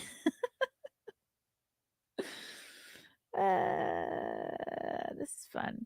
Fun. I hope Will's going to be okay. Anyway, bros. I feel like I needed a chemical wash after watching Bros. I feel like I needed an eye wash station like they would have in the labs, like at chemistry class. And you could like squirt out your eyes to clean them. That's how I feel after watching Bros. Oh my God. Yeah. Any kind of nice storyline was completely overshadowed by all the gay stereotypes, the sad attempts at humor, and it's like it's amazing. They probably had a lot of comedy writers on this script. Fucking Judd Apatow was involved, and it's like I wanted it to be funnier. I really did. I had like there were a couple of lines where I went, huh. That's like the best. I went, huh. I made that noise. I should have written down the lines that I actually laughed at. Because to say that there was no laughs would be a lie. There were a couple, but it was completely overshadowed by the kind of icky, constant sexual undertone. And it's this whole like, you have to watch this movie or gay people can't exist. It's like, oh, wow. If that's what you need to exist, yikes. Hey, what's up, Frank? Will Nash, please show your feet. Yeah. That's true. Will, show us your feet, please. How can I show them? I don't have a stream. He really loves his caps.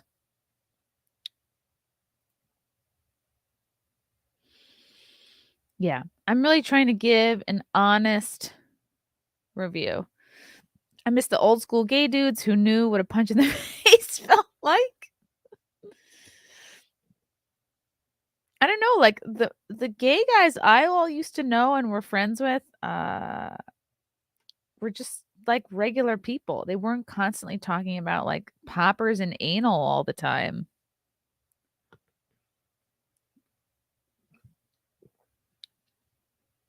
So, yeah, I'm excited to talk about this movie with what's his face on Friday Night Tights in 2 days. Oh my God, I was just talking about him. How am I blanking on his name? This is terrible. I'm going to check my DMs. Chris Gore, of course. Yeah. Oh, wow. Gary Sheffield Jr. asked me how I like this microphone. I do like it. I should get him back on. I wonder, I'm sure he was watching the Yankee game. I want more people to see Bros so we can complain together. So we can commiserate. Do a stream roasting me. Do it. I deserve it. There's not much to roast. You seem kind of one-dimensional, Will. It's like your whole personality is that you're obsessed with feet and caps lock. Okay. Crash Mondo. I need a strip club visit stat to cleanse my palate after that tweet. Okay. I'm sorry for the tweet, but I had to give people a sense of like the kind of hypocrisy we're dealing with here. Yeah. It is a little graphic, but it's like, it gives you like this visceral reaction. Oh, but it's a rom-com. It's a rom-com, and you need to see this so gay people can exist. Someone said it was a ram-com, and that's probably the funniest. That's probably the funniest joke I'll hear about that movie. Ram-com. Send him a link. You really want me to send Will a link? Is that really a good idea? Oh boy. Will's 15 digits of fame. It's a rom-com. Do we like rom-com or ram-com better? I like ram-com.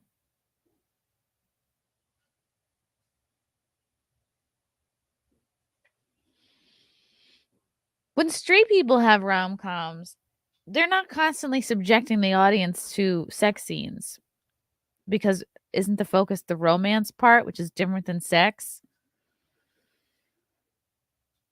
I don't know.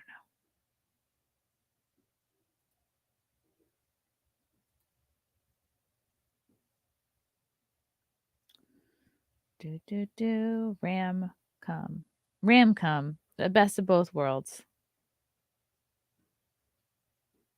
It's a ram-com. No link for him.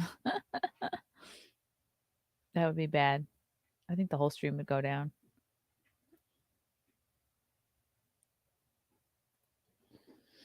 Woo! Okay.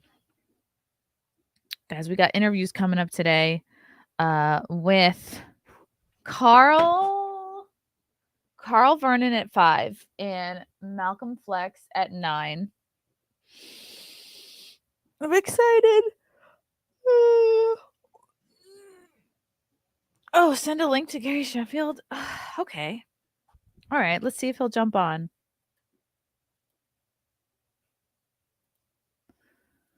Let's put it in the chat. Oops, he messaged me an hour ago. Hey, jump on my live stream. We're talking about Judge. All right, let's see if he writes back. It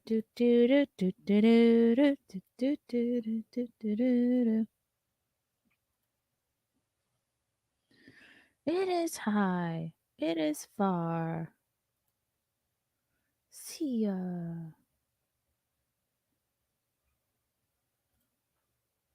Judas Priest has an album called Ram. Ram it down. Knowing that Halford is gay, I couldn't listen to it with a straight face. Isn't every face you make a straight face? If you're straight? A straight rom-com that pushes a lot of sex scenes is called softcore porn. But guys, you have to watch softcore porn or else gay people can't exist. Acknowledge us. You have to pay for it and watch it and like it. Yeah, me being forced to watch orgy scenes in Bros feels kind of like most of the sexual experiences I've had, which felt forced and unsatisfying and cringy. I was like, oh, this feels like anal. Okay. But I think they spent what? 15 million on it? And they make 5 back. Yeah. Gay people exist to be gay on the ice for you, clearly. That's like Billy Eichner, it's like you act like no one's ever made a good gay movie before with gay actors or gay characters. It's like, why does every actor who has to play a gay character have to be gay? Isn't that called acting? Like you can be something you're not? Ew, this fuzz is really bothering me. This is literally lint and hair. How does it get on the wall? Do I have to vacuum the wall? Is that where we're at? Ew, what the fuck? How does my hair get up here? How does it get up so high? How? Oh, is this glue from the hot glue gun? I don't know what's happening. Help. Okay. Oh, the bird cage was great. Everyone loved the bird cage.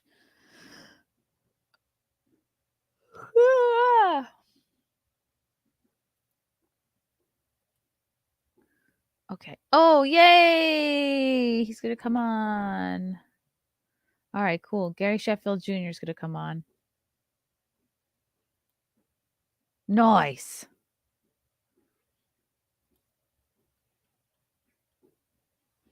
Did anybody wish Stuttering John a happy birthday?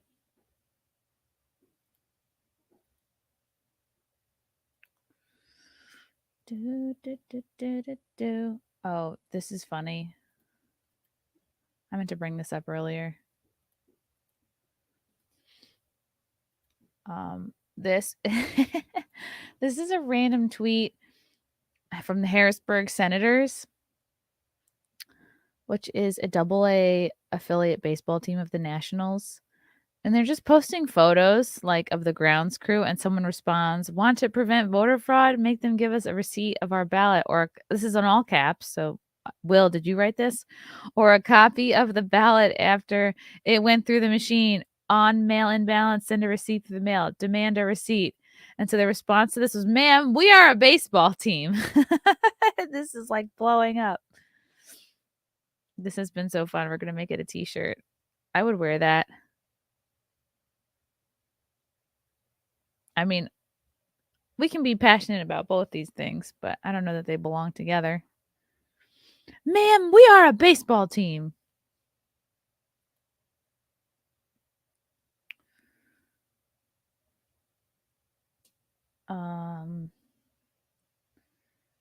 Let's see. Check in the chat. Mockery on the internet. Imagine that. Oh my god. Sorry. Read the Miss Supers from earlier before. I have a Will Nash level meltdown. Oh no. Did I really miss yours? Fuck. I'm sorry. Let me find it. God damn it. Gosh darn it. Okay. I'm looking.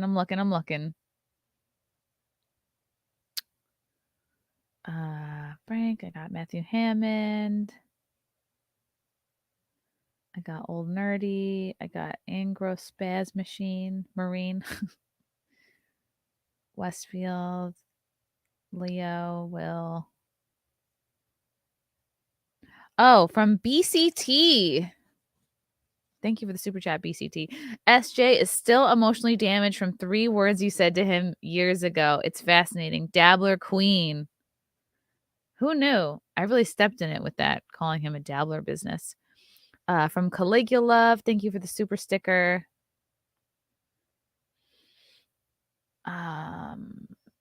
I read that one. I read Chris's. I read Young Pei Chang, Westfield. NVIDIA. Oh, I get it. It's a biopic of LGBTQ MAP plus activists. Is that the one? I think I read that. Chuck Sinhausen. I read that one. Will Nash. It's Chewy. Lucifer the Doberman. Sending love from Vancouver Island. Thanks, Lucifer. Cesario. Coming from Chrissy, who interviews adult film actresses for a living. This film review is telling. I don't know if I do it for a living. I guess I do it often enough. Benjamin Fensborg. I'm gay and I had dead people come up to me to agree with me how god awful it was.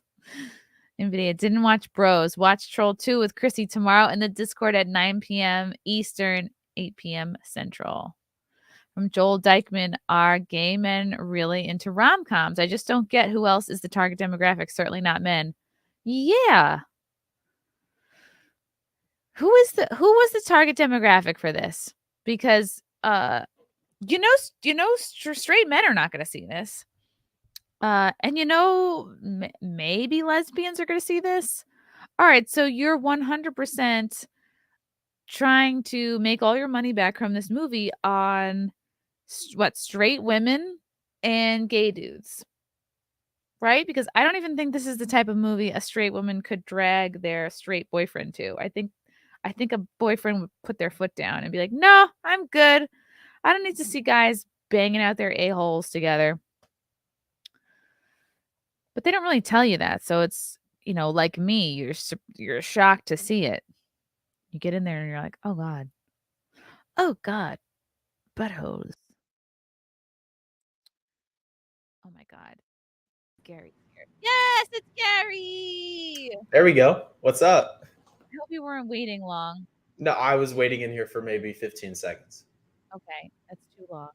What's up, Gary? Did you see the game last night? What are your thoughts? I guess in general about the Yankee season, but maybe specifically Judge, how he's been handling everything, and just your thoughts on watching his whole journey.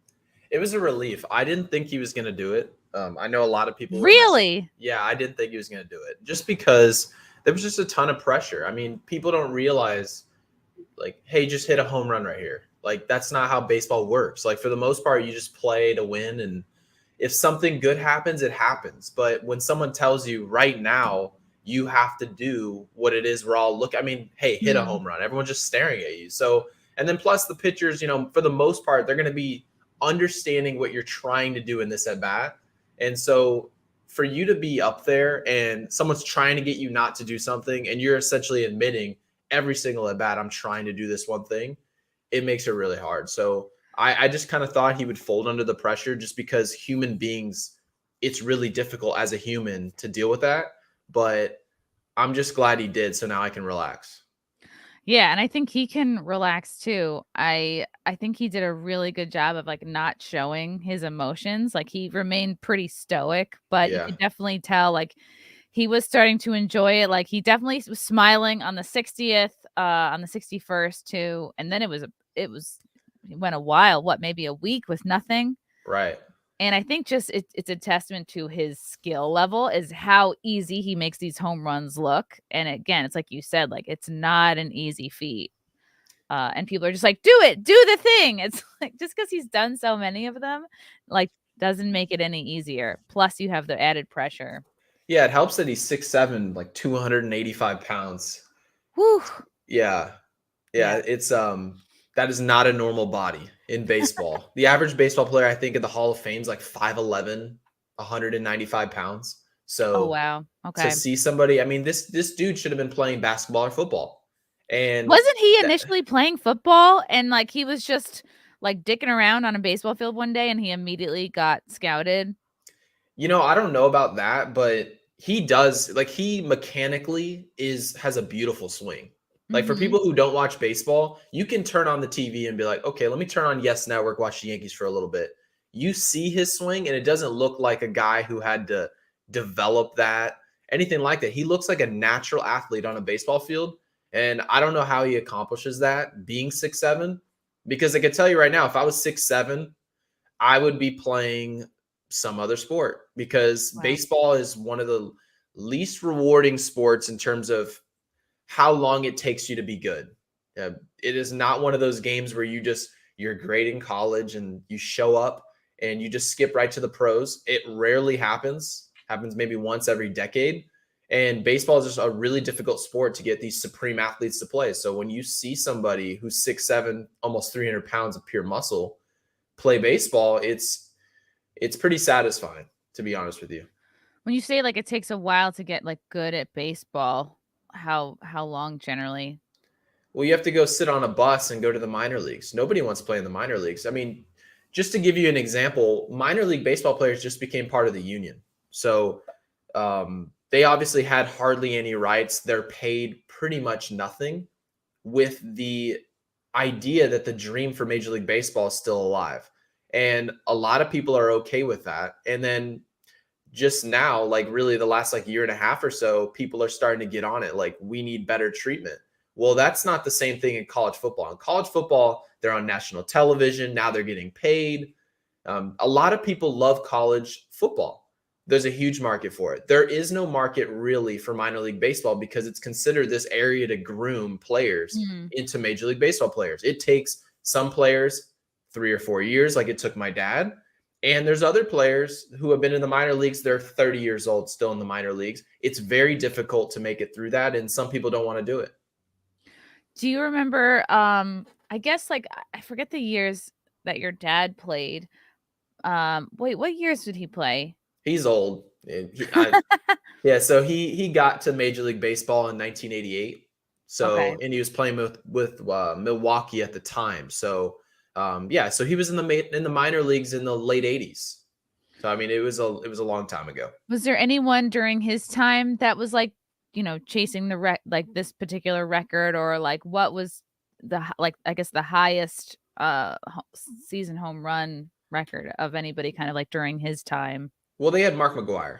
Mark McGwire was the that was one his guy time. who was chasing and did break that record. And then Sammy Sosa hit 60 home runs, I believe, 3 times on three separate occasions. So, I mean, there were a lot during the steroid era in general. There were a lot of chases, and that's something that baseball is very different than other sports, because people in baseball really care about numbers. I know in fantasy football we care about numbers, but for the most part, people root for the shield. They want to see winning. That's not like baseball. Baseball, they really care about the back of that player card, and that's just what they care about. So the fact that there were more chases during my dad's era, people love that storyline, and it's something that's kind of gone away the last like decade and a half. And now that it's back, we got to talk about something for like a week, and now it's gone. What's your sense of, I guess, in your circle, are people, and I guess we'll see this because it only just happened yesterday. We'll see how people frame it and talk about it.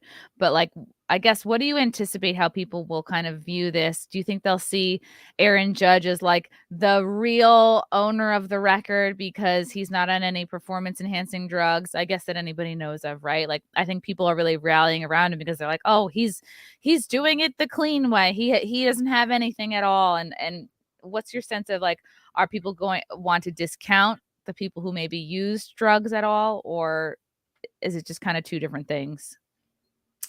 It depends who you ask, because there's going to be people who are like, yeah, this is the clean record. I know Roger Maris Jr. came out and said, yeah, this guy's the real record holder. And of course, you're going to have a bunch of boomers that are saying, yeah, like this is the real record holder. And that's fine. Like, you have the right to that opinion. But what I like to do is try to take my opinion out of it and just recognize what the average opinion is, because that's what matters. And the average opinion does not care about if a player took steroids or not. And that's just the way it is. Even the baseball writers who are voting on Barry Bonds and all these different players who are tied to steroids, the average voter is still voting yes on Barry Bonds, which tells you they're essentially saying we don't care about steroid use, because they're trying to reflect what the fans care about. And if the fans want a player a part of the most luxurious Hall of Fame committee like possible, like part of that club, then that's what we should care about. So I do think the average fan looks at Barry Bonds and says, yeah, he got an edge for sure. But a lot of people look at him and say, yeah, he was like a Hall of Famer in Pittsburgh before he ever went to the Giants, before he ever took steroids. And to be honest with you, even without that narrative, most people just don't care. We watch WWE. There's guys taking steroids there. Where we watch all these different sports, football players like DeAndre Hopkins of the Arizona Cardinals got caught taking a steroid earlier this year. He's literally serving a suspension as we speak. And people aren't even, it's not even a blimp on their radar. They're like, when's he come back? When's the guy come back to the football field? And that's just the way it is. I know it's wrong. Like we all should recognize that. But at the same time, we just don't really care that much. So when we talk about the records, if someone breaks a record, whether they took steroids or not, I give them the nod. Barry Bonds, the home run king. Okay. So we're holding Bonds as the record holder. Yeah, I mean, he did do it multiple times. That's true. That's a really good point. Yeah. Did you see the clip of the guy jumping out of his seat to catch the ball? Yeah, didn't the ball go in the stands anyway? The ball went in the stands because the 61st home run was not caught. It bounced down. Right. So I'm going to play it. You can see the guy jumping down. And it's like, you're going to miss it. It's like the guy's wearing a gray shirt. He's in this area. And you can see him jumping down. You have to respect that. The ball was caught, but like, yeah, he really went for it. Yeah, you got to respect it because chances are if you sit in the stands and wait for the ball to come to you, you're not going to get a baseball. The person that gets the home run ball, and there's a guy by the name of Zach Hampel, I believe his name is. He's a YouTuber. He's a baseball YouTuber. And this dude, you think he was 11. The way he runs after baseball, it's the way he travels around the stadiums to try to get these balls. It is, and I know there's a huge market. He's got a big YouTube channel. Credit to him for doing that and building it. But you have to have no pride, pretty much. Unless the ball lands right in your chest, someone's jumping over you for this ball. I mean, we're talking about if you catch this ball, you're retiring. That's just the reality. You are going to retire. So if you're going to catch a $5 to $10 million baseball, you think I'm not going to jump 10 feet down to the ground in the bullpen to catch this ball? That person deserves a medal. I actually, when I saw it, because I saw it in real time, I was hoping that person got the ball. Because cool. I was hoping they got the ball, and I saw the video. It was like a little slow-mo video, and they showed the real person getting the ball. I believe they left immediately. I mean, I would have been gone. He was like a VP, like I think a finance guy or something. Like he had you're always rooting for somebody who like doesn't have a good job to get it, so they can be like set. But yeah, you got to give the guy credit for jumping down. And I was just like, at first I was like, how big of a jump is that? Is he gonna like break an ankle? But maybe it's worth it if you end up getting the ball. But then he was immediately kicked out from the game, which I don't know. That kind of sucks, but I guess I understand because they don't want to let people think they can just be jumping off willy-nilly. Well, I'd break my leg for $5 million. Yeah, I'm like, you get over it. You get over it for all that money. It is crazy because had that ball landed and been bouncing around in the stands, like I think people could get really hurt. Like this is probably, you think of this is probably the most valuable ball versus like the 61st or the 60th.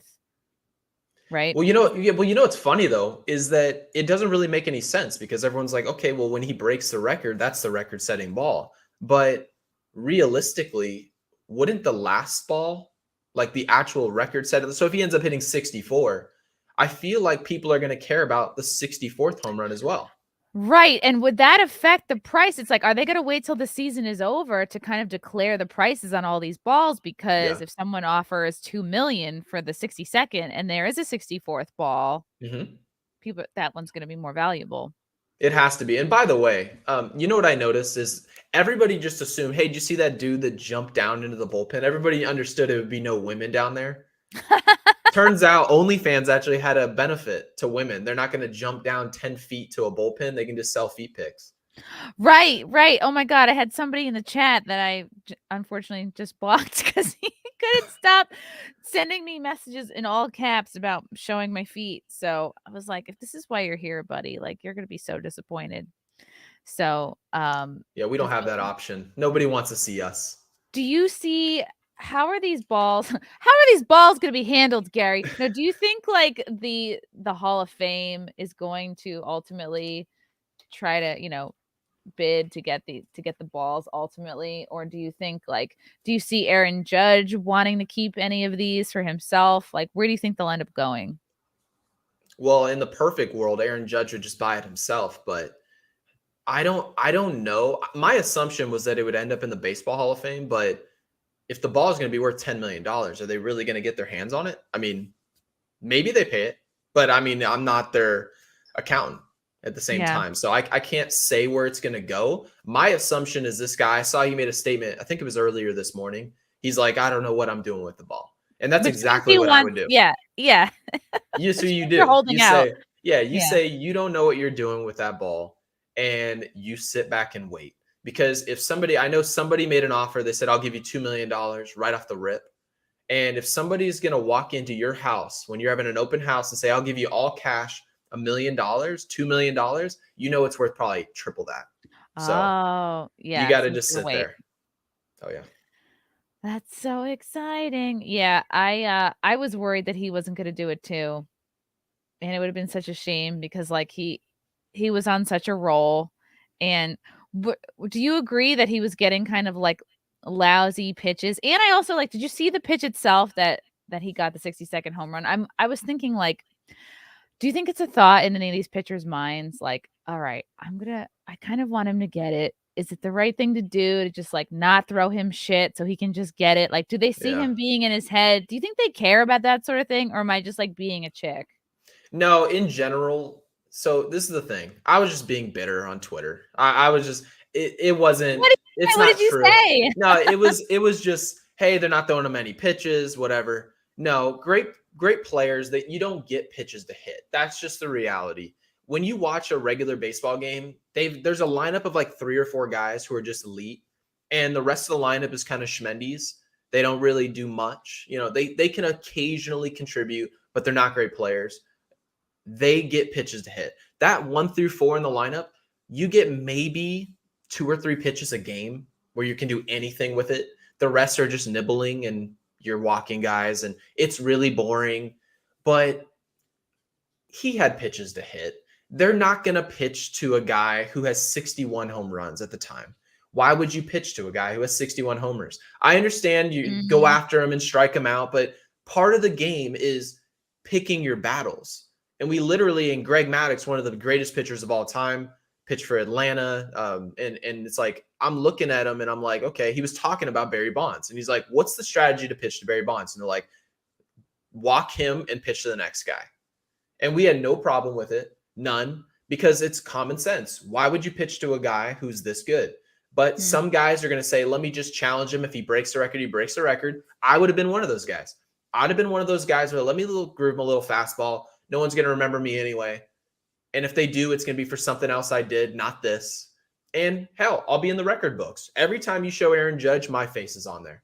And that's the way you got to look at it. What is so bad about being known as the pitcher who pitched him the 60-second home run? I think that's kind of a good thing. How is that like bad? I don't know. We talk about Kim Kardashian's sex tape all the time. Ray J's face is right in there. We remember Ray J every time we talk about it. Nobody would know him if it weren't for that sex tape. He should be thanking Kris Jenner every day. Thank you. Yeah. And that's the thing is Ray J understands every single time you think of Kim Kardashian and anyone talks about a sex tape, you're talking about him as well. And that's the benefit of just being a part of history. I can't believe I'm calling a sex tape history, but it is a part of history. But yeah, if you're a part of a big moment, it doesn't matter why you're there. And so, yeah, if I'm a pitcher, I maybe don't just groove him a fastball and hope he hits a home run, but I'm definitely either going to try to strike him out. I'm either going to get the best of you or you're going to get the best of me. And I think that's what happened, honestly. Yeah, I don't know why it feels like, okay, the right thing to do is not to just like intentionally walk, but like, yeah, be the best pitcher you can be. And if he hits it off of you, like then he deserves to get it. I don't know. There to me, it seems kind of like to walk someone seems a little bit like opting out. But again, if you're like, either I walk him or we lose the game. So I don't know. It's a cowardly way to get out of competition. And I understand it. Maybe if we're talking about playoff baseball, but we're talking about regular season. Maybe if a team's in a playoff race and you cannot lose this game, it's a different story. Obviously, you have to make adjustments. Aaron Judge's home run record does not come before a playoff race. It's just not the way this whole thing works. But if a team is out of the race, which the team they were playing was, what reason do you have to walk Aaron Judge? For what? That's true. Because, right, weren't they playing Toronto the other day? Weren't they sort of like neck and neck? Yeah, Toronto was trying to do stuff. And then you play Texas. Texas stinks. They're not good. I like the moves they made this offseason, but overall, they didn't get the output they wanted. They were not in a playoff race whatsoever. They were literally playing for the fans in the stands for their entertainment. And if that's the case, all those fans were in the stands to watch Aaron Judge anyway. So you might as well pitch to him. Yeah, that's true. Do you think they flew out the Mayor's family for last night or yesterday? I would assume so. Yeah, they just have to be like, someone has to be at every game because they have to be like, what do you think of that? I guess, what are you looking forward to most in the going into the postseason? Garrett Cole. Garrett Cole, ace of the Yankees. He's been pretty cheeks. I know he just broke the strikeout record this season for the Yankees. He just had a bobblehead come out. Did he? I don't know. I saw they were giving it away. This is what I remember. I was like, ooh, bobblehead to the first 18,000 fans of Garrett Cole. I wouldn't go. No? No, he essentially, this is the thing. I love Garrett Cole as a person, cool guy, little nerdy, but that's fine. That's who he is. But in general, he's just his spirit is just so brittle. I mean, we're talking about he'll go out there, and I love this guy. He's my favorite pitcher in Major League Baseball. So let's get that on the record. My favorite pitcher, okay, for a while now, years. When he signed with the Yankees, I was as happy as maybe anybody. This guy gets out there, he will dominate, and any Yankees fan can attest to this, dominate for 6 or 7 innings in a big game, small game, whichever one you want to talk about. And this guy will give up 1 home run. One. Whoa. Right? Not a big deal. 1 home run that he is more likely to give up runs after he just gave up a run. This guy will give up a run. Most great pitchers were like, let me lock it in and shut this down. This dude will just fold. I'm like, wow. Why? You're pitching an excellent baseball game. And then at the end of the game, people come to me and say, and I'll be like, well, that's a letdown. And then they'll tell me, well, I mean, he really only made a few bad pitches. It's like, well, that's all it takes to have a mediocre outing anyway. Couple bad pitches. These pitchers are really good. You're supposed to limit mistakes. You don't just show up and be excellent the whole game and then make 1 mistake, which is not a big deal, and then make 2 or 3 after that and get pulled. That means you just collapsed. So for Garrett Cole, you want to talk about, and all that is feeling pressure. You want to get to the postseason and you're going to be feeling pressure. I mean, it's right there on the screen. Garrett Cole has given up 23 home runs this season. For the most part, when he does give up those home runs, they're all in succession. Back to back to back. Or 33? Is it 33? I sure hope it's 23. Yeah. My screen's really small, but if it's 33, that's the point. It's a lot of home runs. And when you give up that many home runs, that means they come in bunches. And overall, his ERA was fine, like a 3.49 ERA, I believe it was. He's given up a ton of home runs back to back because he's just freaking out up there. It's not that big of a deal. You're really good. Is it like an all or nothing mentality, or do you think like something just happens where he's like, oh, I fucked up, and like he can't focus? That's what it feels like.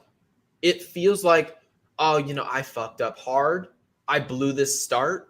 I had a no-hitter going through 5. I gave up a bomb. Here we go again. That's the way it feels. He gives up a home run. I'm like, oh, here we go. What's he going to do?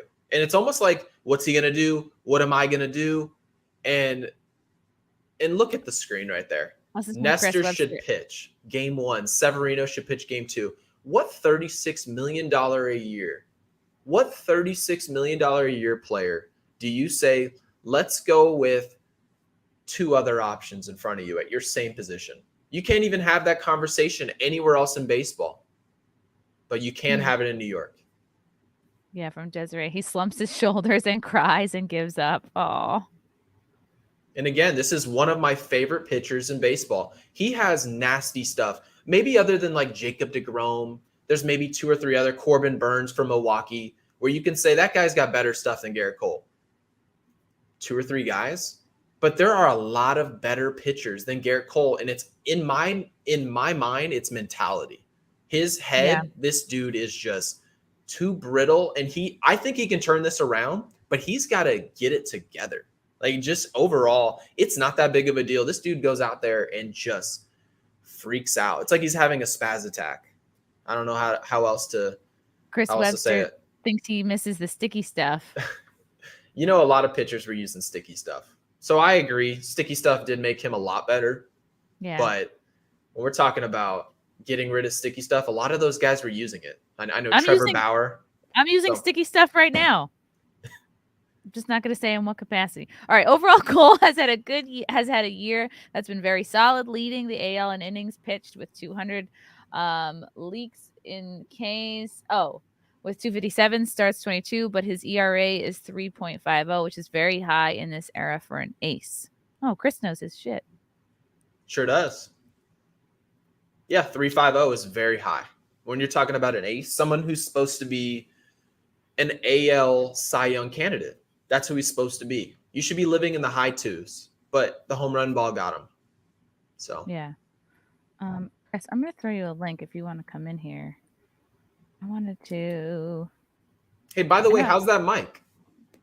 Oh, it's good. It's good. I really like it. I used to have the Yeti, a Yeti Blue, which everybody says is like the best kind of like intro to podcasting mic or whatever. So that was great for a while, but ultimately it echoes a bit. So I'll just use for like traveling. But this I really like. I mean, like this is the one like, Rogan has, Tim Pool uses this one. So I just was like, all right, I like it.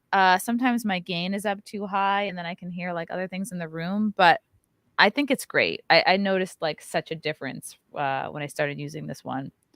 So I would say yes. I would say go for this one. Or I forget the name of the other mic, but we use it at Compound Media. It's like brown colored. Nick Ricada uses it, and Gary from FNT. I'll have to like get the name, but I think I've seen the one you're talking about. Have no idea what it's called, but I feel like your mic only picks up your voice. And the Yeti sounds great. Like there's nothing wrong with the sound. It's just, I'll turn on a fan. Like, I don't know if it sounds like I'm in Baghdad right now, but it's a little bit of an echo, but like maybe it also could be that your walls are bare too. Like you just learn little things like having these up help. I used to have a lot more of them up in the corners of the room, but then they fall down like in the middle of the night and you're like, what the fuck? Yeah. But with this, you also have to get, like I can send you links to like my whole setup. You got to get a couple of other things that help kind of lift the sound. But it's good. It's just, that's how it's weird. Like you only figure the stuff out by like literally asking around or watching YouTube videos. It's there's no like one way to do it. Yeah, I saw Rogan had it, so I was like, it's got to be good. I know. Isn't that funny that that's like kind of all it takes? Oh my God, you got engaged, Gary. I know. I'm just looking at your Twitter. Congrats. Yeah, it's crazy. Even calling someone my fiance is weird. It's strange. Oh my God, you guys are so cute. Thank you. Was it a surprise to her or I don't know how. I don't know how. I really don't. It got to the point where she knew I was proposing and I told her we're going to go on 3 dates. And she knew I was proposing. So I said, one of these 3 dates I'll propose.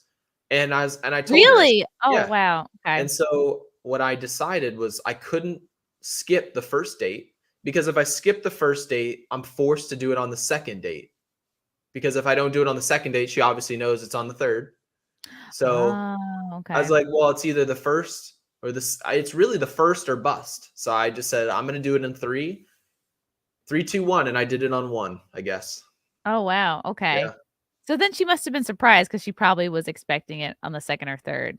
Yeah, it was where our first date was. We went to Postino's, this place for bruschetta and wine. Oh, that's so cute. Aw, that's so cute. How long have you guys been dating for? Since July 4th of last year. So really not Okay. that long. But you knew. When did you know? Very, very soon. I mean, you can always tell. You can tell pretty in the dating world, you know when somebody's supposed to be dating you or you're supposed to be dating them, whatever. You can tell.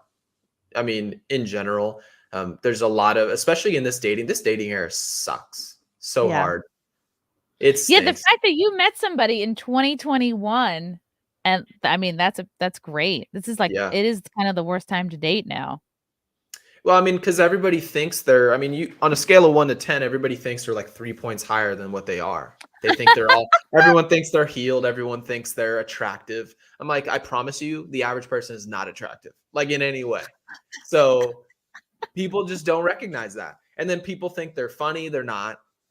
Like, I promise you, people think, like, people go, Gary, Mhm. like my mom will come up to me and be like, you're so funny. I'm like, you're my mom. What do you what do you Yeah. think? What do you think? You made me. So of course I'm funny to you. But to the average person, what are you going to be? And people just think so highly of themselves and they think so little of everybody else. It's the reason why everyone dates for like 10 months and then they just Mhm. hit the road. They're like, I have better options. I'm like, no, you don't. You have Were you Instagram dating? followers. It sounds like you may have been dating before you met your fiance. Like, were you dating a lot of like arrogant, sort of like cocky women? I was dating older women. My girlfriend Okay. before her was 43. Okay. Yeah. So in general, just overconfidence, like just people Interesting. living with too much confidence. I'm like, it's cool to be confident. It's a good thing. You want to be confident, but at the same time, you have to be self-aware. And how self-aware the average person is, I just don't think they are. Maybe your followers are, which is why they're following you. It's a smart decision. But you can go to all these various, like you can go to TikTok and all these dating channels, and I'll watch some of these videos and they'll be talking about dating. I'll go to the comment section, just to look and meander. These people just have no idea. There Everyone is a thinks they're real aware. lack of self-awareness. It is I think that's why I really gravitated towards watching like Kevin Samuel's videos. I don't know if Right. you're familiar with him, but he died, I think what, like last year or this year. I just Yeah. think there was something so funny about how he would like bring these women back down to reality. He'd be like, "You're middle aged, you have kids, you're a single mom, like you're not as attractive as you think." It was like it cracked me up. I think because everybody sugarcoats everything now, and we're told that everyone is like beautiful and perfect and shouldn't change, and that's not true. It's like most everyone needs to work on themselves in Yeah, some way. men and women in general, women have more access in the dating world. So it's really hard to look at yourself and be like, how can I be self-aware? How can I better myself? Because if you're in a relationship and it ends as a woman, and then you have 30 people and you're a 7 in your DM saying how beautiful and sexy you are, well, for what reason would you look at yourself and say, I need to get a little better over here, or I need to improve myself in this area? Wow. A lot of Yeah. women will see it and say, well, I see all these people in my DMs. Because I promise you right now, nobody's in my DMs. Nobody DMs me. Ever. Nobody's in your DMs, Gary. No. Come on. No. That's shocking. No, when I was That single, face? Come on. this is the only thing I can say. When I was single, the porn stars used to DM me. But it's only porn stars. I didn't understand it. Not Oh my normal God. people. Anybody I know? People you know. But yeah, but in general, You have to tell me nobody after. DMs. Okay. Women don't DM. They just Women that's don't just like not to make the first move. Women like to yeah. be chased. Yeah. Yeah, and I understand it, because part of it, the chivalry and men are supposed to take the step forward. That's fine. I have no problem with it. But women just have a hard time understanding where they can improve because they're Mm. humans just like us. The difference is if we stink in a relationship, everybody hears about it. We go to the gym, we think we stink. We look at ourselves and go, we suck. And honestly, like our confidence goes down when we get broken up with. So yeah, Oh. it's very different. So when you understand dating, it improves. And I felt like once I was healed and ready to, go into the world of dating, I met Priscilla, my beautiful fiance, and then I Aw. knew like honestly, like in 2 months that I was going to get married to her. Aw. Yeah. How early did you talk about it into the relationship? Very early, like easily within the first 2 months. Easily. Wow, Yeah. that's She didn't cool. have to like convince me or anything like that. You can tell. Anyone who's been married or is married now, you can always tell like, okay, this person's very different than what I'm used to. Yeah. That's how I felt when I met Frank, but I think I was so afraid to have that conversation. I don't know if it was fear of rejection or just, like, not enough confidence in myself that, like, it could work out, but, like, everything was there early on. Like, now, like, we've been together over 7 years, and I look back Yeah. and I'm just like, we coulda done this in the first year, like, but Mhm. I think everything happens for a reason, and you go through what you need to, and this version of myself is definitely the one that's, like, ready to get married, so it's definitely like a process. And also like so it depends like, yeah, how you're handling the shit going on in your life. Like there's something kind of sweet because like he was the last guy like ever meet my mom who passed away like 4 years ago. So I Wow. just yeah, I know. I'm just like, oh, and she loved him. So yeah, it's kind of a cool thing. But I liked hearing you talk about like women have kind of a certain lack of a sense of awareness or like like in what areas do you, from the women that you were dating before your fiance, and what did they have anything in common? Like did you feel like you were going for the same type of woman, or do you just feel like from the area that you were trying to pick women from they need to work on like XYZ thing? This sounds kind of weird, but I feel like before my fiance, the women I was trying to date were women that I liked. There was just like no requirement at all. Like they didn't have to do anything, say any certain things, whatever it was. Like it was kind of like I just, for whatever reason, I just really liked them. And there was no criteria. And the problem was if there's no criteria, that just really means you have just no standard. There's no standard at all for like, they can look Oh. great and that's Mhm. fine. But it's like if you don't date people based on how well they treat you or how much they like you, you're gonna have a bad time. Because at the end, you're just gonna have to convince them to treat you phenomenal. And that's just not Oh, gonna work. I've done that relationship, yeah, and there's just so many red flags, but you're like, Horrible. But you're like, "Oh, but I'm great, so let's just spend all this time trying to convince this person," yeah, basically, like, not to cheat on me or be shitty or wow, how Yeah, the only exhausting. yeah, the only standard was being good looking. And then all of a sudden you're at the end, you're like, why don't you just do what I'm asking you to do? It's very simple. Like just show up where you're supposed to show up when you say all that. And it's like it becomes a chore to date somebody. Whereas like when I met Priscilla, she was just like doing all these things for me. And I was like, oh, this is what it's like for someone to actually like me. And then Oh, once that's yeah. happening, I was almost looking at it like it was weird because obviously I liked her, but I didn't have to do any convincing. I didn't have to plead or anything like that.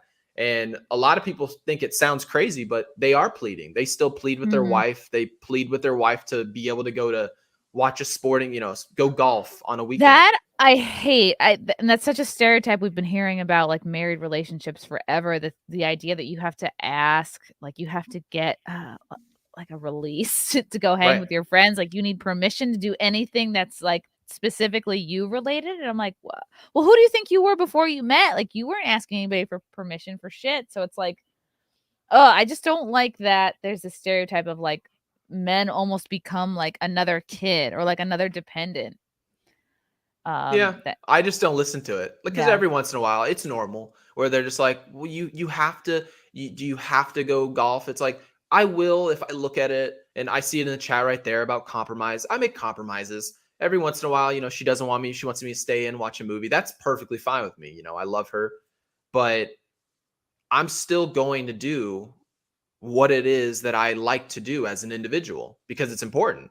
It's important that you do things, your certain hobbies that have nothing to do with me. You have got to go do those.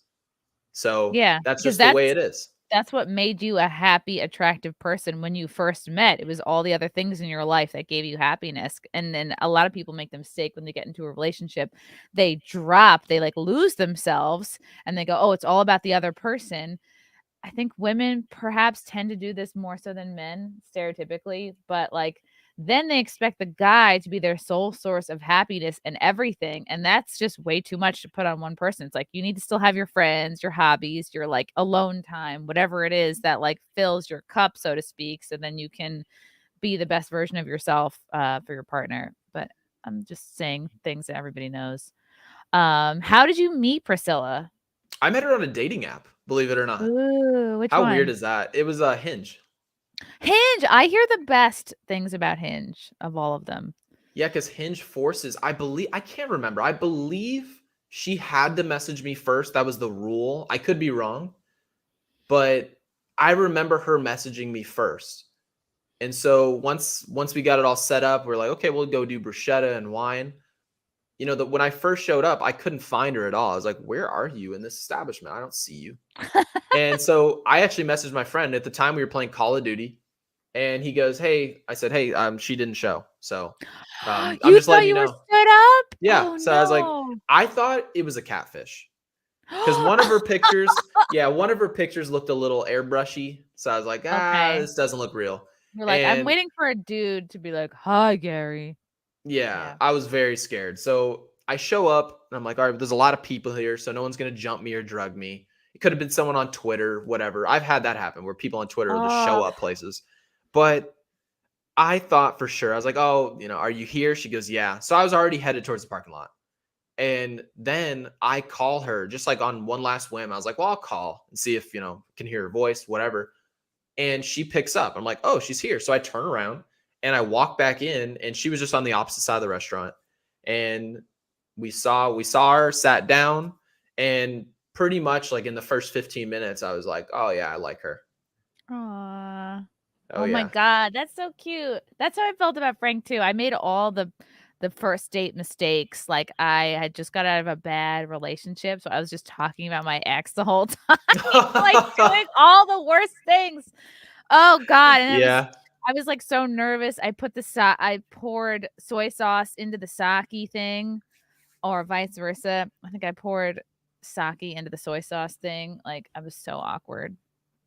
But yeah, I definitely did all the wrong things right away. I think that's what I did before I met Priscilla. I just talked about, I think I was just too terrified to talk about my last relationship. So all my other, like any other person I ever met was like, oh yeah, let's talk about what happened to me. It was almost like they were my therapist. I didn't even like these women.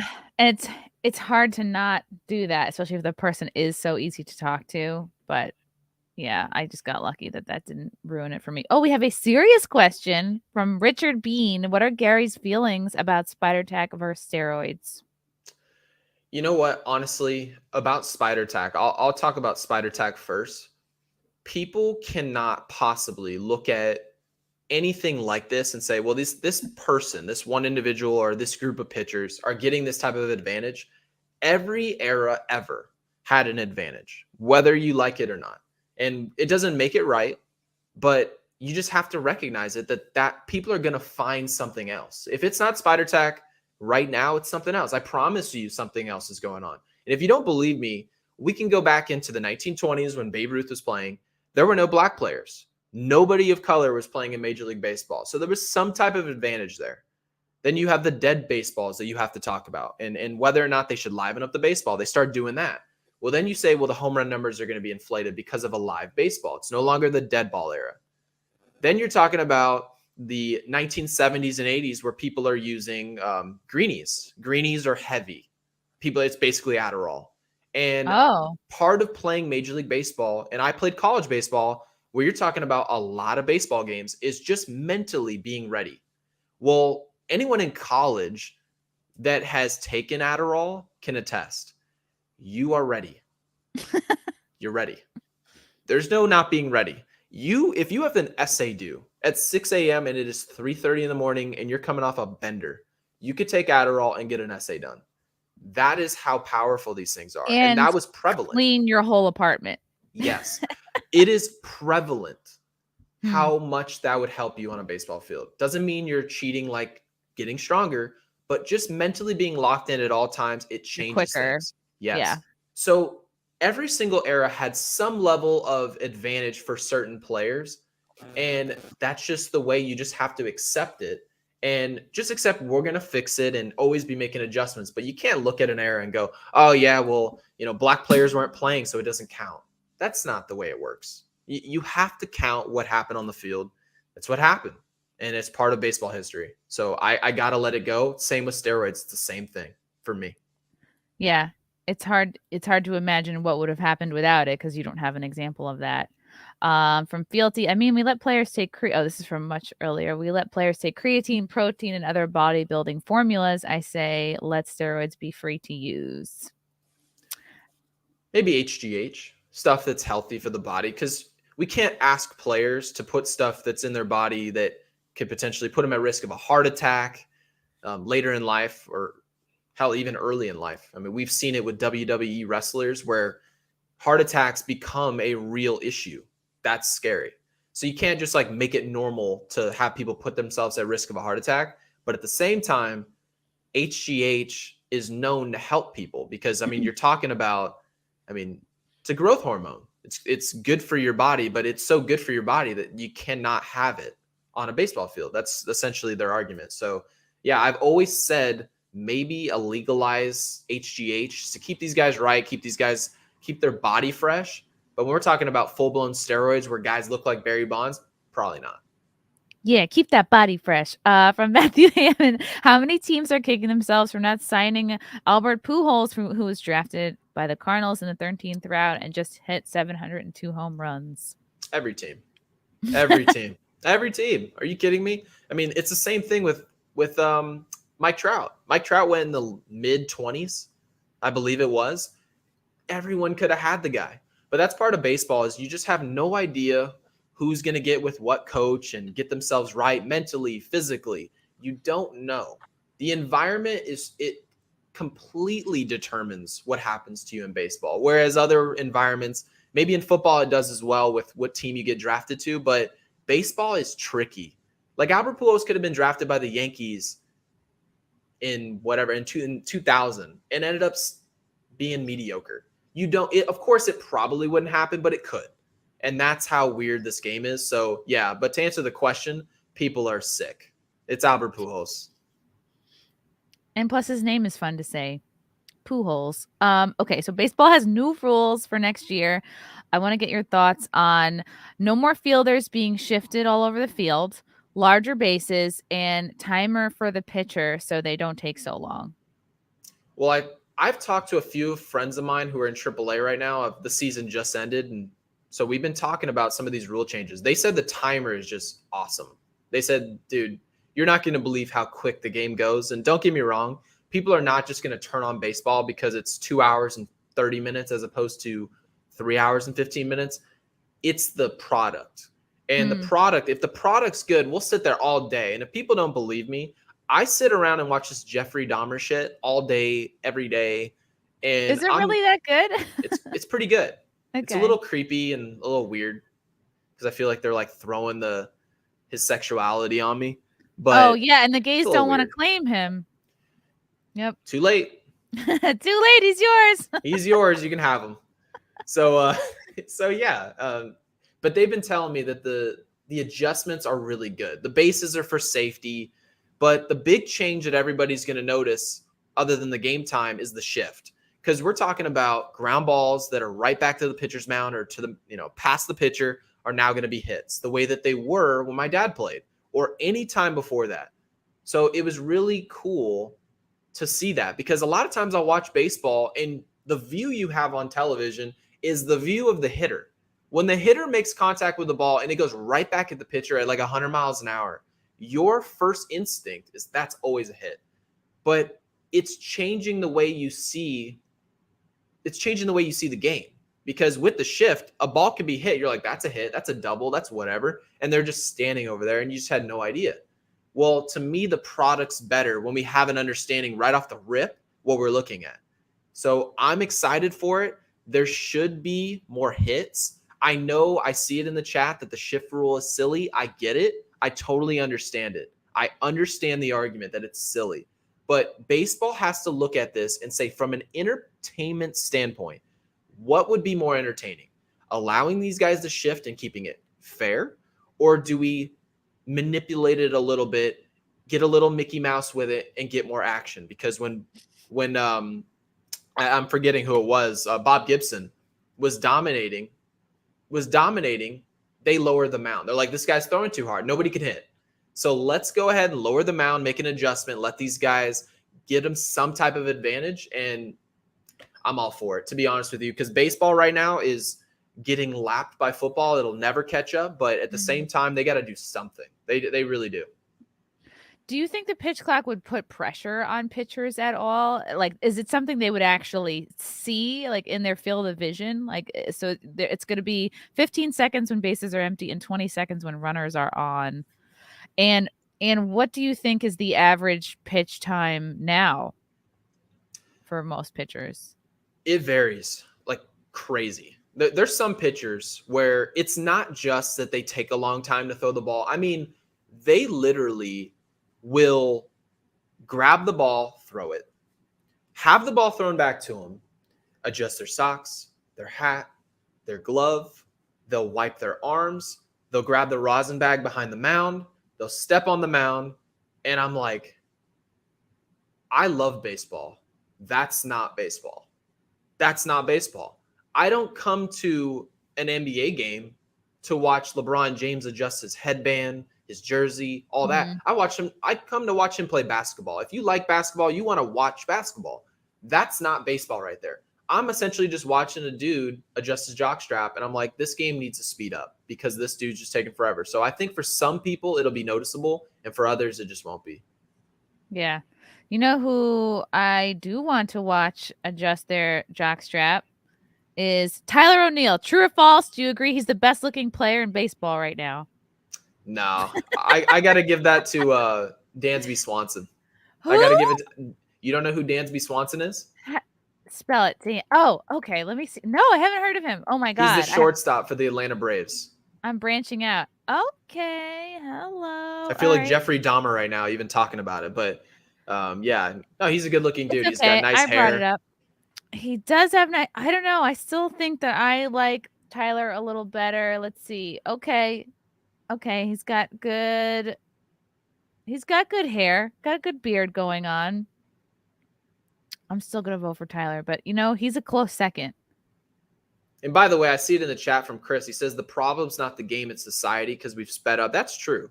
Baseball will always slow down because society is just, okay, let me click the next show or let me get my next bit of entertainment. Throw me a commercial. Everything's so fast. We go on Amazon, we pay for something. It's there in hours. We're not prepared anymore to sit there for 4 hours and watch something that could take 3 hours for anything to happen. We don't want to watch some big wound up thing. You watch a porno, you skip to the end. That's what we don't. I skip to the credits. Yeah, I want to see who worked on it. Yeah. You want to see what mics were used? Yeah. Yeah. But yeah, it's that is an issue, and I couldn't agree more. It is an issue that people want to see stuff quicker, and baseball can't deliver it. Yep. Okay, Fieldy wants you to explain what the shift is for those that may not know. That's talking about how close the people in the infield come in. Right. So the shift is essentially having data that a certain hitter only really hits the ball for the most part to one side of the field. So common sense would be, and for people who don't want the shift to go away, all your fielders should just go stand where he always hits the ball. And if he's going to always hit it over there, the only way that guy's going to get a hit is if he makes an adjustment and hits the ball the other way. That's essentially the gist. And the argument is that it's too difficult or that it's not entertaining to watch them try to beat the shift. So let's just get rid of the shift, and all those balls that guy was hitting over there 90% of the time, 98% of the time, if he hits it well enough, it's going to be a hit. And it's a little weird. I agree. You can argue that it shouldn't happen, but entertainment-wise, it's going to be more entertaining. Yeah. Okay, cool. From Richard Bean, ask Gary if he thinks analytics has ruined the game. Does he think the rules changes will bring back the stolen base and defensive whiz plays? What's a whiz play? So this is the thing. Analytics did ruin sports. All of it. Every sport except for football has essentially been ruined by analytics, and that does not mean analytics shouldn't be ruined, and this is why. Analytics just prove to everybody what's the best way to play the game, the most effective way to play. And that never, like hardly ever means it's more entertaining. We are not entertained by shifting. We're not entertained by 3-point shots in the NBA. That stuff's boring. It's repetitive. We see it every play. We want to see variance. People said that we loved the home runs in the 90s with the steroid era. No, we liked action. There was action. There was stuff going on. Now there's the analytics say the best way to score is to try to hit a home run every single at bat, every single game. That's what it says. Well, that's not fun. I want to see guys try to hit, try to go the other way. I want to see guys maybe bunt every once in a while if the situation calls for it. I want to see guys steal, double cuts to home, the catcher get run over. Analytics say all that stuff is terrible. All of it. But we wanted to see action, and analytics made an environment where we were better and it was less likely to see action. So yeah, analytics did ruin the games, and there's nothing we can do about it now because we can't undo what we already know. Oh, no, we can't go back. Okay. From Michael Sallow, don't forget pitchers are only allowed 2 disengagements per plate appearance. That is huge in my opinion. Yeah. Who wants to stand there? What is a disengagement? Oh, just from I guess stopping what you're doing. Yeah. I mean, guys will be standing in the batter's box and they will literally just step out and you're like, why? Why'd that happen? And they'll step out and they'll just take their helmet off, take something out their eye that's not there, and then get back in the batter's box. So it's really just like psychologically, we just kind of look away for a second because this guy's fixing his dick. I don't know what he's doing. TikTok ruined us. Yeah, this is from Chris. If this was 1940, people in the stands would be enjoying the day out, the aura of the game. Today, if they are not on their phones, checking their bets, fantasy, etc., they can't handle it. Unreal. Yeah, fantasy sports really got football on the map. I mean, we're talking everybody, all my friends are all talking about fantasy football. It's all people talk about. 2 weeks before the season, I'm just getting blown up by texts of people saying, hey, man, they're obsessed with fantasy football. You want to be in our league? And I just go there and donate $60 and I never see that money again. That's like me when I do the death pools. I'm just like, all right. Like I haven't done one in years. Okay. It's unreal. To Matthew Hammond. The problem with MLB is that you do not see it on broadcast channels. In the summer, it should be on every channel at least once a week. Stop hiding it on ESPN, Apple TV, Amazon Prime, and regional networks. But would they not make money? I mean, why do they do it that way? I mean, realistically, I don't think being on national broadcast is going to change baseball's, it's not going to change baseball's fate. The issue is blackouts. I mean, if you live in New York and you want to watch the Yankees, I mean, they'll be like, yeah, it's not going to be on ESPN. It's blacked out. Well, then you have to buy the channel to have it on Yes Network. That's weird. Why would people who live in a state have to pay money to watch their team? It shouldn't happen. You just shouldn't have to have cable, or you shouldn't have to buy a package to watch the game. It's just, to me, it's just strange. And it's entirely too expensive. They'll have it be $200. I know the NBA did a little something with it this year. It's not going to matter, but they'll show up and they're like, yeah, if you bought NBA 2K, we'll give you the basketball package. I think it was free or super cheap. And baseball is just, they need to do more things to allow people to watch. And I think we've talked about this like the last time you were on, like what they could do to, I guess, like broaden the appeal of baseball, although it feels like you shouldn't have to do that, but it's almost like more clip. That's the thing, is like if you clip it and advertise it by the clips and the action, well, you still have the game, which takes as long as it takes, and people are going to still have like their ADD brain complaints about it. So it's tricky. I think baseball should just stay, after these changes, just keep it the same. Let's just preserve the game of baseball. Just because people aren't watching it as much as the NFL doesn't mean that something has to happen. That's something that people need to understand, is baseball is a thinking man's game, and people just don't like to think anymore, really. So that doesn't mean your game has to change a ton.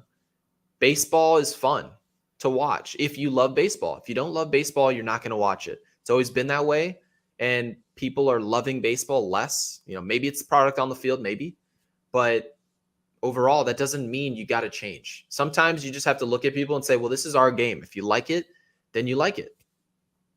Right. I agree. From Matthew Hammond, 3 true outcomes ruin baseball. No balls in play.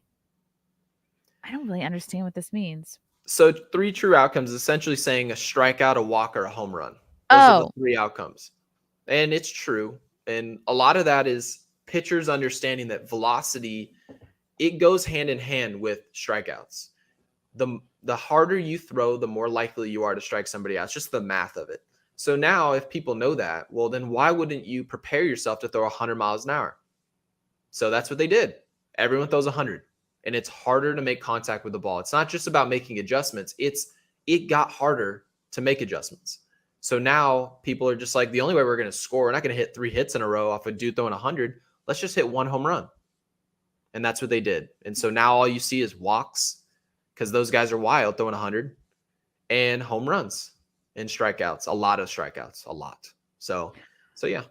Did players just get stronger? Like what led to more like faster pitches? Basically, they did get stronger. Yeah. The training got better. We got more efficient. There's really using video, slow-mo, 4K, all that. You can slow down your arm action and figure out, okay, I'm losing a couple miles an hour right here. Make that a little adjustment. And then mechanics start to get similar from pitcher to pitcher because they realize this is maybe the best way to do something. So you start to see, how can I maximize this body and throw harder? And that's what they do. You should do everything in your power to maximize. If you can maximize and your maximized talent is not throwing 100, maybe you throw 93, maybe you never make the major leagues. But some guys will throw 92, 93, maybe get on a throwing program in the offseason, try to throw harder. And then next thing you know, the dude's throwing 99 and they throw him in the bullpen. That's just the way baseball's been now. So it is harder to hit. And that is just encouraged 3 true outcomes. You know whose body we want to maximize? Tyler O'Neill, right? You really think he's that good looking? I don't know. I think it's just fun to like obsess about. I had some other girl on the show, and she brought him up to me, and I don't know. Now it's just kind of like a funny running joke. Cool. Yeah. All right. I'll give Dansby Swanson the nod. All right. Yeah, we'll give him a nod. I'm willing to reconsider. From Filthy, video and motion capture allowed for full tracking of every movement of a player for sure. Yeah, I remember even when I was like a diver in college, they were just starting to videotape us, but this was like early aughts, so people didn't have smartphones yet. I kind of wish that I was still competing at a time where we had smartphones, because I would have really been able to pick apart everything. Like we just had like an old school VHS taping us, but it wasn't really part of our practice to like watch our tapes and stuff. Yeah. The only problem with it is just all the other stuff that comes with these smartphones. You have extra access to see sports, and that's cool. But would we all love sports the way we did in the 90s if we had TikTok with it? I don't know. Yeah. I just don't know. I'm so anti-TikTok. Like I don't think I've been on it at least a year or more. I really feel like just China's trying to fucking turn our brains into mush. But that's another topic. Gary, I'm so excited that you were able to come on and share your point of view about the Judge stuff, about the season in general. Always good to talk baseball and life with you. What's going on with you? Where can people find you, watch you, etc.? Well, you can actually just find me at Gary Sheffield Jr. on Twitter and Instagram. And I'm actually in the process of starting my own YouTube channel. Yes. Yeah, I'm going to start my own YouTube channel. I'm having a golf vlog. I absolutely stink. No, but really, I'm like a 10 handicap. So I'm a normal golfer. I'm nothing crazy, but some of my friends are incredible. We're going to be vlogging it all in 4K, super good quality. And hopefully, that works out. So, I feel like everyone has a podcast. So I almost feel embarrassed saying I'm starting a show. That's how I felt before starting a podcast. I kept talking myself out of it. So I know the feeling. Just got to do it though, if you want to do it. Yeah, because to have a big show, you have to start. So that's my mentality on it. I'm gonna go get a mic, and yes, get the mic. I'll send you all my things and like just fucking do it, man. It's gonna be great. I can't wait to Thank watch. you. And also, everybody like this video because I see in the chat that's close to 400. So Everyone like click this away. video, share it, etc. Congrats to Gary on your engagement. Now we're both in the engaged club. Cool, cool, cool. Thank you to the chat for your questions and comments, and we will see you next time. Bye.